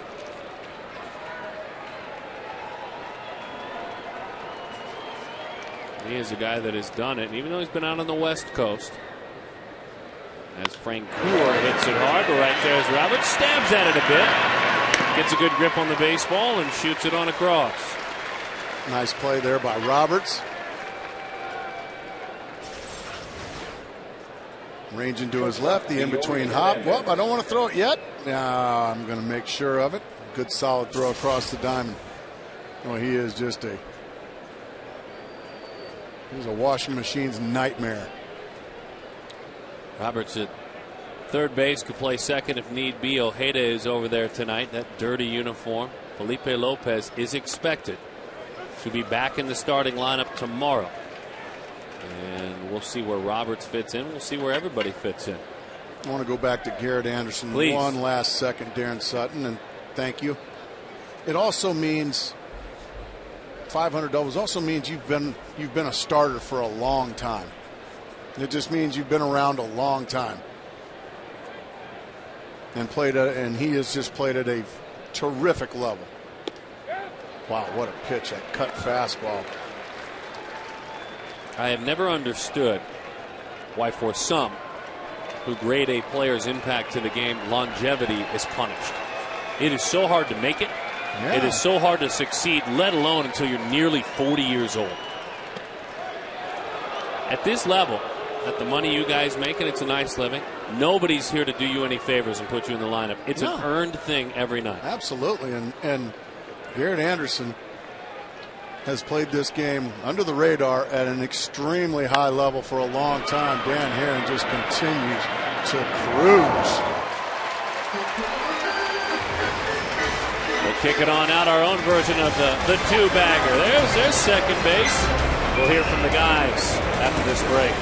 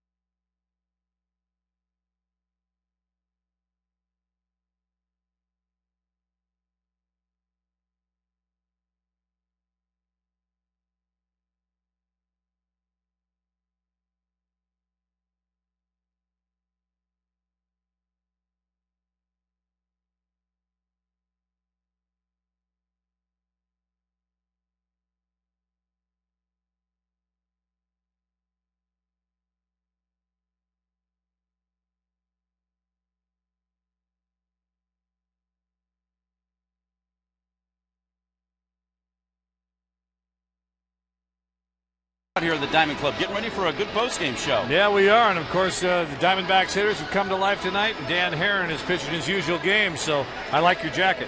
Yeah, we look like twins, much like Mark and Dara did last night. Guys, we'll send it back to you. We'll show you what goes on behind the scenes of the postgame show, so stick around in just a bit. All right, looking forward to that. Looking forward to our post-game coverage. Hopefully, speaking of a win, we'll hear from A.J. Hinch as well. Well, the Dig It In segment, I guess, can just be Justin Upton keeps rolling every night now. Dig It In, Justin Upton, he keeps rolling. Tonight on Dig It In, Justin Upton keeps rolling. That makes Ken Digger-Phelps' job very easy with the way Justin's hitting. But stay tuned for Dig It In, where Justin Upton again keeps rolling. It's been that good. And it's been that much fun to break down. Let's hope it stays that way for the young man. What a treat. And this rascal hadn't been too bad himself. No, Ryan sir. Roberts. As he waves over the top of that one. His 8th start of the season. He was not disappointed. Coming in his previous 7 starts, 10 hits, hitting .400 as a starter.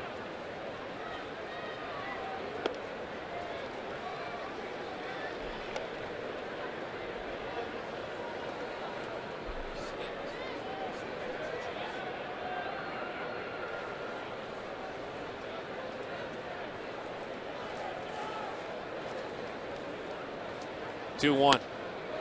2-2 the count. Tell you what, Derek Lowe's stuff is improving as the game goes on. I mean, it is very sharp right now. His command is terrific. I mean, next to nothing since that big inning. There's another ground ball. That's when you know he's on his game. And in time for the out. Don't forget about every Sunday, Kids Sunday at Chase Field. The first 5,000 kids this Sunday of the game receive an 09 set of D-backs trading cards. You can also stick around after the game and run the bases. 602-514-8400. You talk about Roberts and his successes and his willingness to play any position. As a starter, certainly as a reserve, and wait days on end sometimes to play. As Augie tops that one to the right side. And the play is made. Remember, he was in a toe-to-toe battle coming into spring training with James Skelton, a young catcher who was a Rule 5 pick from the Tigers organization. Well, James Skelton was a guy who could catch and play in the infield. Roberts had played some in the infield, but could he catch? Well, he can catch enough, and he worked all winter long knowing that that might come into the decision. So ready to go. Skelton, by the way, down in Double-A, hitting just .220, but an on-base percentage of .381. You see, they were able to keep James Skelton by sending a player to the Tiger system, so they got, well, the best of both worlds. And then some.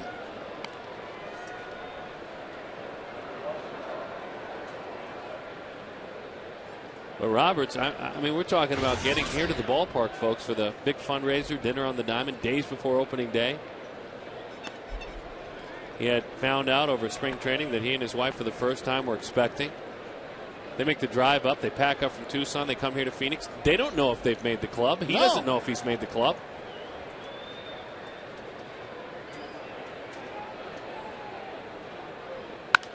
Unbelievable. Unbelievable to watch this young man play. A 3-hit night for Justin Upton. Derek Lowe just gave that young man one of the most respectful things you can do, and that was just staring him down like, are you kidding me? I have no idea how to get you out. Rocket. Oh, Derek Lowe's just got to be glad that ball wasn't at him. That would have hurt him, and Derek Lowe just looked at him like, I don't know what to do with you. And that's the ultimate respect from a pitcher. 21 years old, Justin Upton. And the batting average for the young man, as we showed you earlier, continues to rise. 15th multiple hit game this season.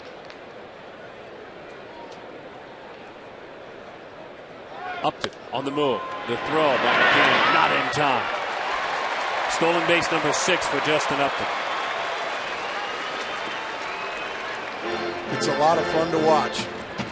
It is a lot of fun to watch. The hitting, the running, the right field play is improving day by day too, Darren Sutton. Yes. Let's not kid ourselves. That might have been the one place where he really struggled, was in right field. That's improving as well. Yeah, playing his way to St. Louis, no doubt about it. Not the series after the All-Star game when the Diamondbacks visit.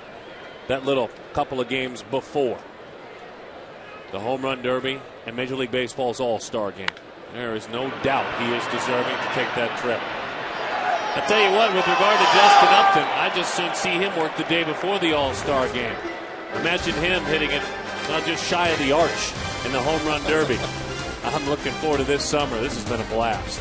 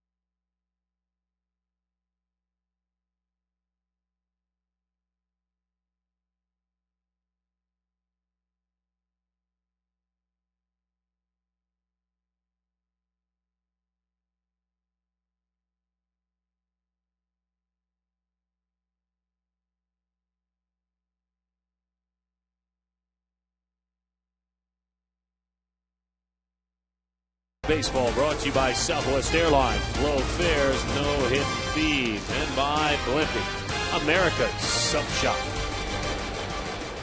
Right back to work. Dan Herron fires low with a breaking ball to Jordan Schaefer. A run on 5 hits and 1 error for the Braves. 5 runs on 10 hits and no errors for the Diamondbacks. Whoa. Ball's down, and that's not good.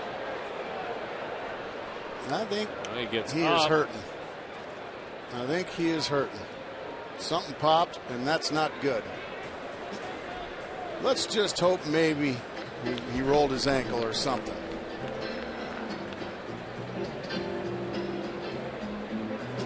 You can read his lips. I just rolled it. Yeah. That I think you can live with.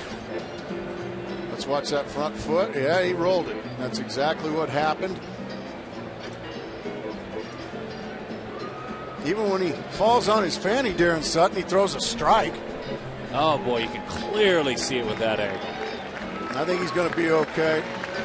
The first thing when a pitcher hurts himself, the first thing you worry about is, did he hurt his arm? Is it his shoulder? Is it his elbow? That's definitely not the case.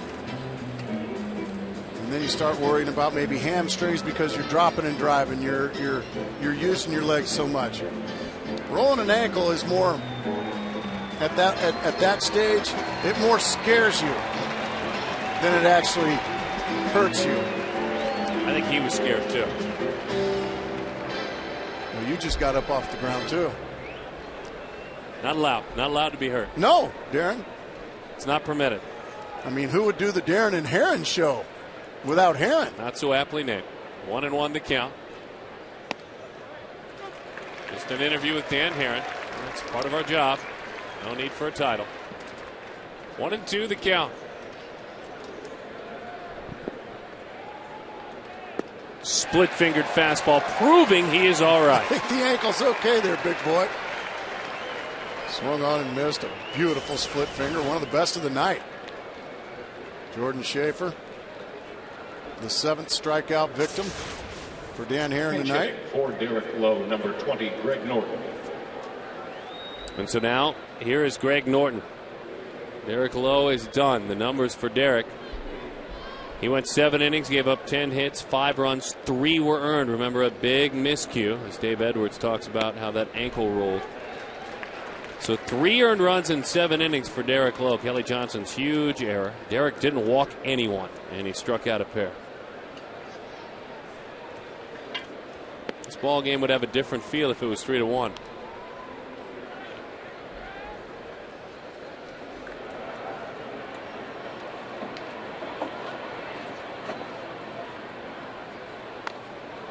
Just off the plate. Yeah, he hits that lead foot. And that ankle, he spins off it pretty hard, pretty something fierce. And so you're going to, as Derek looks on, run the risk of rolling it right there. See that spin off? Well, we've all done it. Oh, rolled your ankle? We've all done it. And you know, he's dropping and driving and landing. He's landing, you know, in a little uneven area there, and it's probably easy to do because of that little crater there. It's easy to do. Heck, I can do it walking on flat ground, Darren. Just another easy bounce from the short. Pinch hitter Greg Norton is erased. Each year, 96 billion pounds of food is wasted in the United States. That is 15 in a row retired by Dan Herron. A run on 5 hits and an error for the Braves. For the Diamondbacks, 5 runs, 10 hits, and no errors. Atlanta's straight at just 3. So the 28-year-old fires a fastball over the outside corner. There's a strike.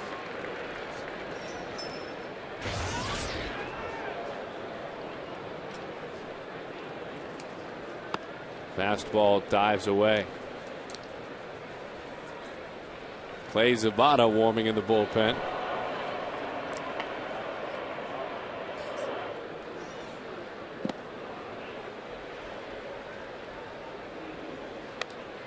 One and one to count to Kelly Johnson.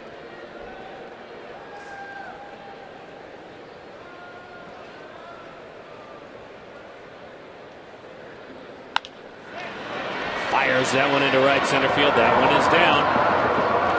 Young is over, kicks it up in the air, and shoots it back in. So a double there for Kelly Johnson, his 2nd double of the night. I bet that's the perfect time to find Todd Walsh. Todd? Hey, I have a value add to our behind the scenes tonight, if you don't mind, guys. I hate to drop names, but I just got a text from an old teammate of yours, Mark Grace. Okay. Luis Gonzalez. Gonzo, really? What did he have to say? Well, he's watching the show, and I'm not sure if this is a compliment or if it's a dig, but he said that his pal Larry the Cable Guy is watching, and he has offered to, I'm quoting him, write your jokes. I don't know what that means, if it's good, bad, but he's there for you. Well, why don't you text this back to Gonzo? I'll let you do that. No, I'd like to actually hear it instead of having him do it. Last time I checked, I'm not a stand-up comic. I'm a color analyst for the Arizona Diamondbacks. And what joke did I tell? I think it was something about ants not sleeping. Well, no, that was yesterday. Oh, Dave Matthews fan. Just thought I'd pass along. And also, Todd, tell that friend of yours, Luis Gonzalez. Yeah. He's got my number. He can go ahead and text me or call me.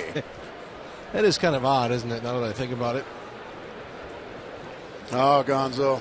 Looking forward to him stopping by. That'll be entertaining, as that one is low. He's just turned into a mean man, hasn't he, that Luis Gonzalez? He's probably on his front lawn right now. Get off my lawn, kids! Get out of here! Leave me alone! No, good to hear from you, Gonzo. Casey Kochman line drive center field. It's a base hit. So Johnson out front. Kochman with an RBI. Casey with a couple of hits in this ball game. And I would imagine it's maybe time to think about getting Dan Herron some help. After all, it is the 8th inning. Well, the 8th inning has been a Bermuda Triangle for Diamondbacks pitchers as a whole. In the previous 3 games, and you can add one tonight, the Padres in the 8th inning scored 12 runs on 10 hits and walked 7 times. Now he's going to leave him in to face the great Chipper Jones.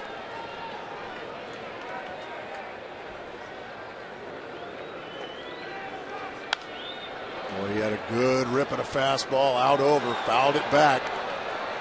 So Dan Herron jumps ahead 1-0, 0-1. I also think Dan Herron has certainly earned the right to get a chance to pitch out of this inning. The bullpen's been struggling, Darren. Let's not kid ourselves. I couldn't agree with you more on both fronts. And you know that those guys will be there at some point. Yeah, they will have to pick up a struggling starting rotation at some point. Absolutely. That's how it goes. And A.J. Hinch has got a, would you rather have a tired Dan Herron or somebody that's been struggling in the bullpen? And right now that answer is certainly a tired Dan Herron. I'm right there with him. Listen to the crowd starting to get behind their ace right-hander. Trying to get there. 112 pitches against Chipper Jones. The 1-2 fastball got him looking. Dan Herron, starting pitcher. Dan Herron, setup man as well. When you need to bridge the gap between the starter and the closer, just let him do it. Chipper Jones can't believe that fastball came to the outside corner. What a pitch.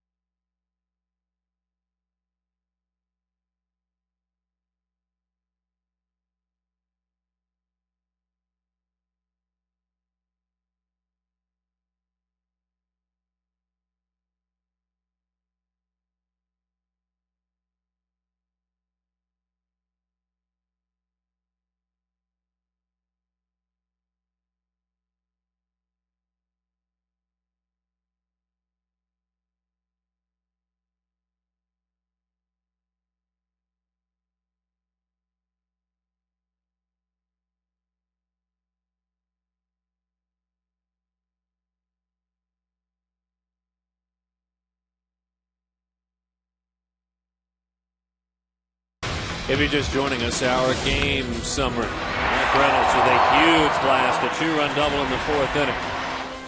Eric Burns followed that one up with an RBI single. A 4-run 4th inning, telling the story. Justin Upton all night long. He has 3 hits tonight. He is hitting .346 on the season.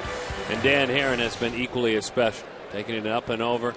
110 pitches, rolling to a season high, and facing a future Hall of Famer with the game a bit hanging more so in the balance and striking Chipper Jones out. If you're just joining us and you're a Diamondbacks fan, we've missed you. You would have enjoyed tonight to this point. It's been a fabulous ball game. Verizon Wireless call to the bullpen answered by Jorge Campillo.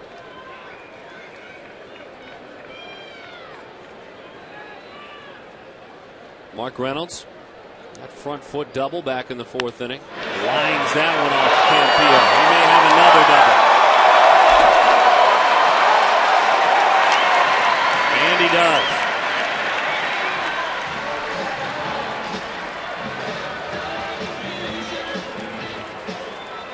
Having himself another good ball game.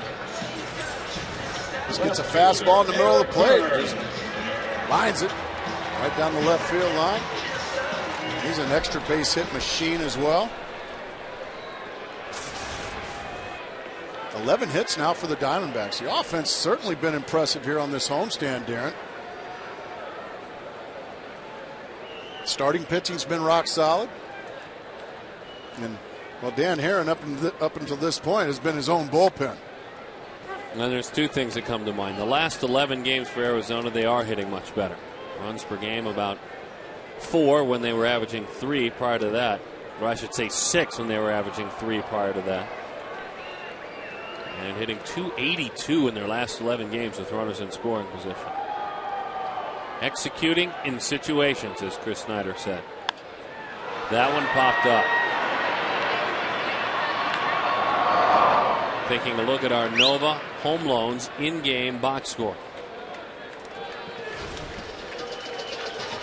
A lot of places you can stop. I will ask you, my friend, to stop with me at the man in right field. 3 for 4 again. Not homers, not strikeouts, 3 singles. Firmly struck singles for Upton. Well, and the one out was a rocket line out to shortstop in the first inning. So he's hit the ball right on the button 4 times. The big hit was Mark Reynolds' 2 RBI double in the 4th inning. That was the big blow. When you're looking for a little bit extra, aggression certainly is important, but that's costly. And there are 2 outs now. Reynolds got caught hanging out in no man's land. The Braves, the home of Home Depot in Atlanta, Georgia. Home Depot doing more on defense. You just cash in, you just don't make a mistake. That could have easily been called a balk. He did not step back towards second base, which you're supposed to do. He just really kind of stepped towards third. That could have easily been a balk. Did he come all the way around is what Gracie's talking about. Not. You have to step towards the bag you're throwing to. And that'll end the inning quickly. All right, so the inning comes to an end. Chad Qualls is ready to go, trying to lock it down. 5-2 is our score.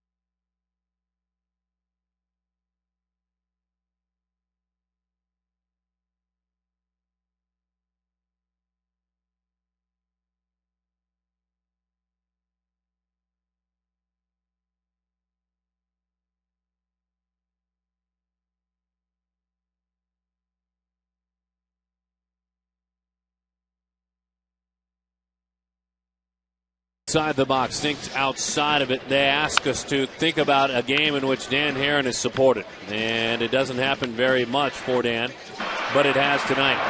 6 of his 9 starts with 3 runs or less of run support. 3.14 runs per game. 7th worst in the National League. Not tonight. Not tonight.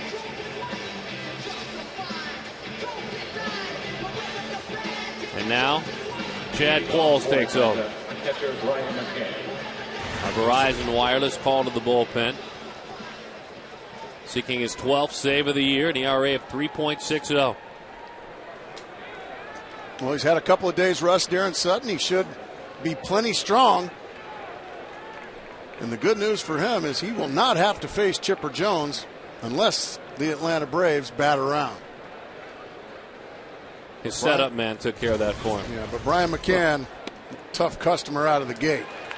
Now here's what we look for right away with Qualls, because he has been scored upon in his last 2 outings with Chipper watching. That arm angle high. Is he overthrowing a little bit, which you don't want, and does that ball dive down? Not side to side, and that first one dove down. Gets the inside corner, barely there.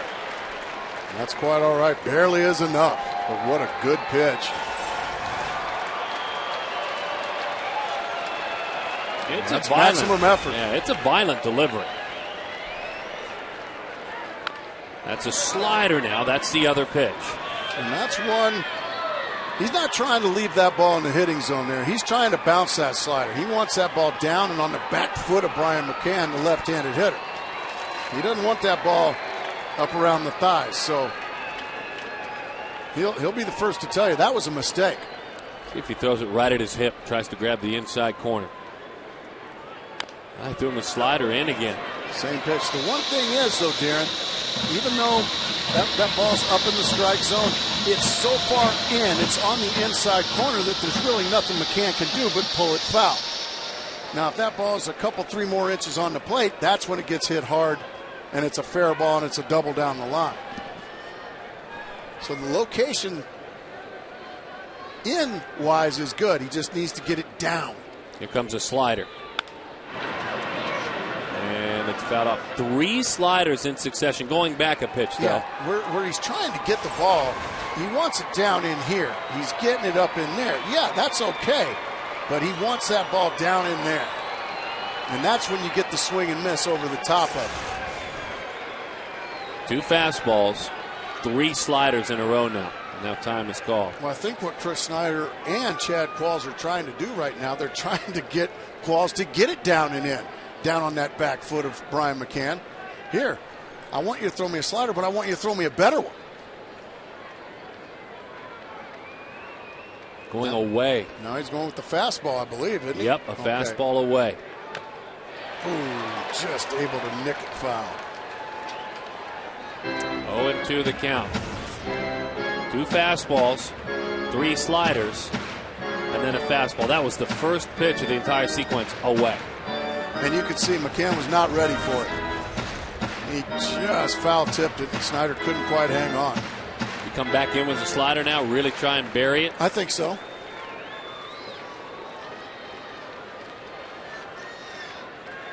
Here it comes, Darren. Can he bury it? The 0-2. He didn't. And it was a foul ball again.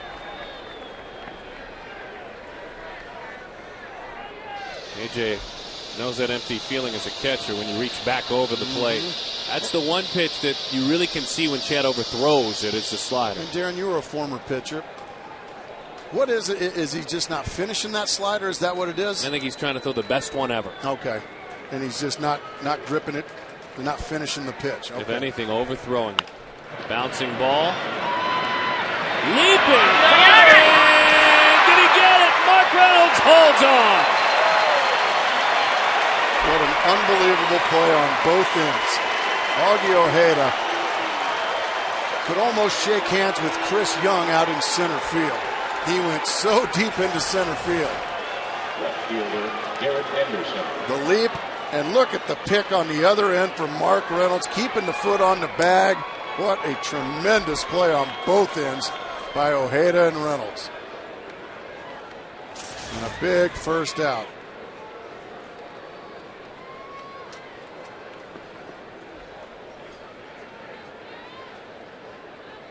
The two of them, conversation now about this play as that fastball is high. And I think just to finish the thought on that, why does a pitcher do that? Going back with a slider, you just overthrow it a little bit. And when your body rushes off and your hands, you maybe just grip it a little too tight. Yeah, and you don't stay tall long enough. You know, they always tell a pitcher to stay tall. That one sinks away. Bottom line is, though, no matter if it was a perfect pitch or not, you know your defense is there. Well, Chad, one of the good guys, doesn't want the credit. Be the first guy to tell you, the guys played great behind me. Steve Reich one to make it 2-1. He's like you in the sense that he's a guy that could have played in the 50s. The way that he goes about his business out there. You went about your business. He's a throwback. He's just a guy. Huh? Yeah, give me the ball. Bouncing ball. Diving attempt. Steven from his knees. Got him! Back-to-back incredible plays for the Diamondbacks in the middle of the diamond. Look at Stephen Drew go so far to his right from his knees. And Reynolds another pick. Tom Hallion with the out call over there. What a play by Stephen Drew. Back-to-back plays by Drew and Ojeda. Yeah. Even the low-key Stephen Drew got a little fired up about that. Well, he should. Don't forget his bobblehead. Stevens given away this Saturday night against the Braves. That one is in. That'll be a lot of fun. A wink and a smile. We'll see you Saturday night. Grab your bobblehead. Augie Ojeda, of course, will be the 5th bobblehead. Yes. 1-1 the count. I think even Larry the Cable Guy would appreciate that play. Well Both said. of those, don't you? Well, he would. A lot of dirty unis out there. Scrappers. The 1-1 to Francoeur chases up. Now you've helped him. He clearly missed where he wanted to throw that baseball, but Francoeur, with the swing at anything approach, totally helped him out.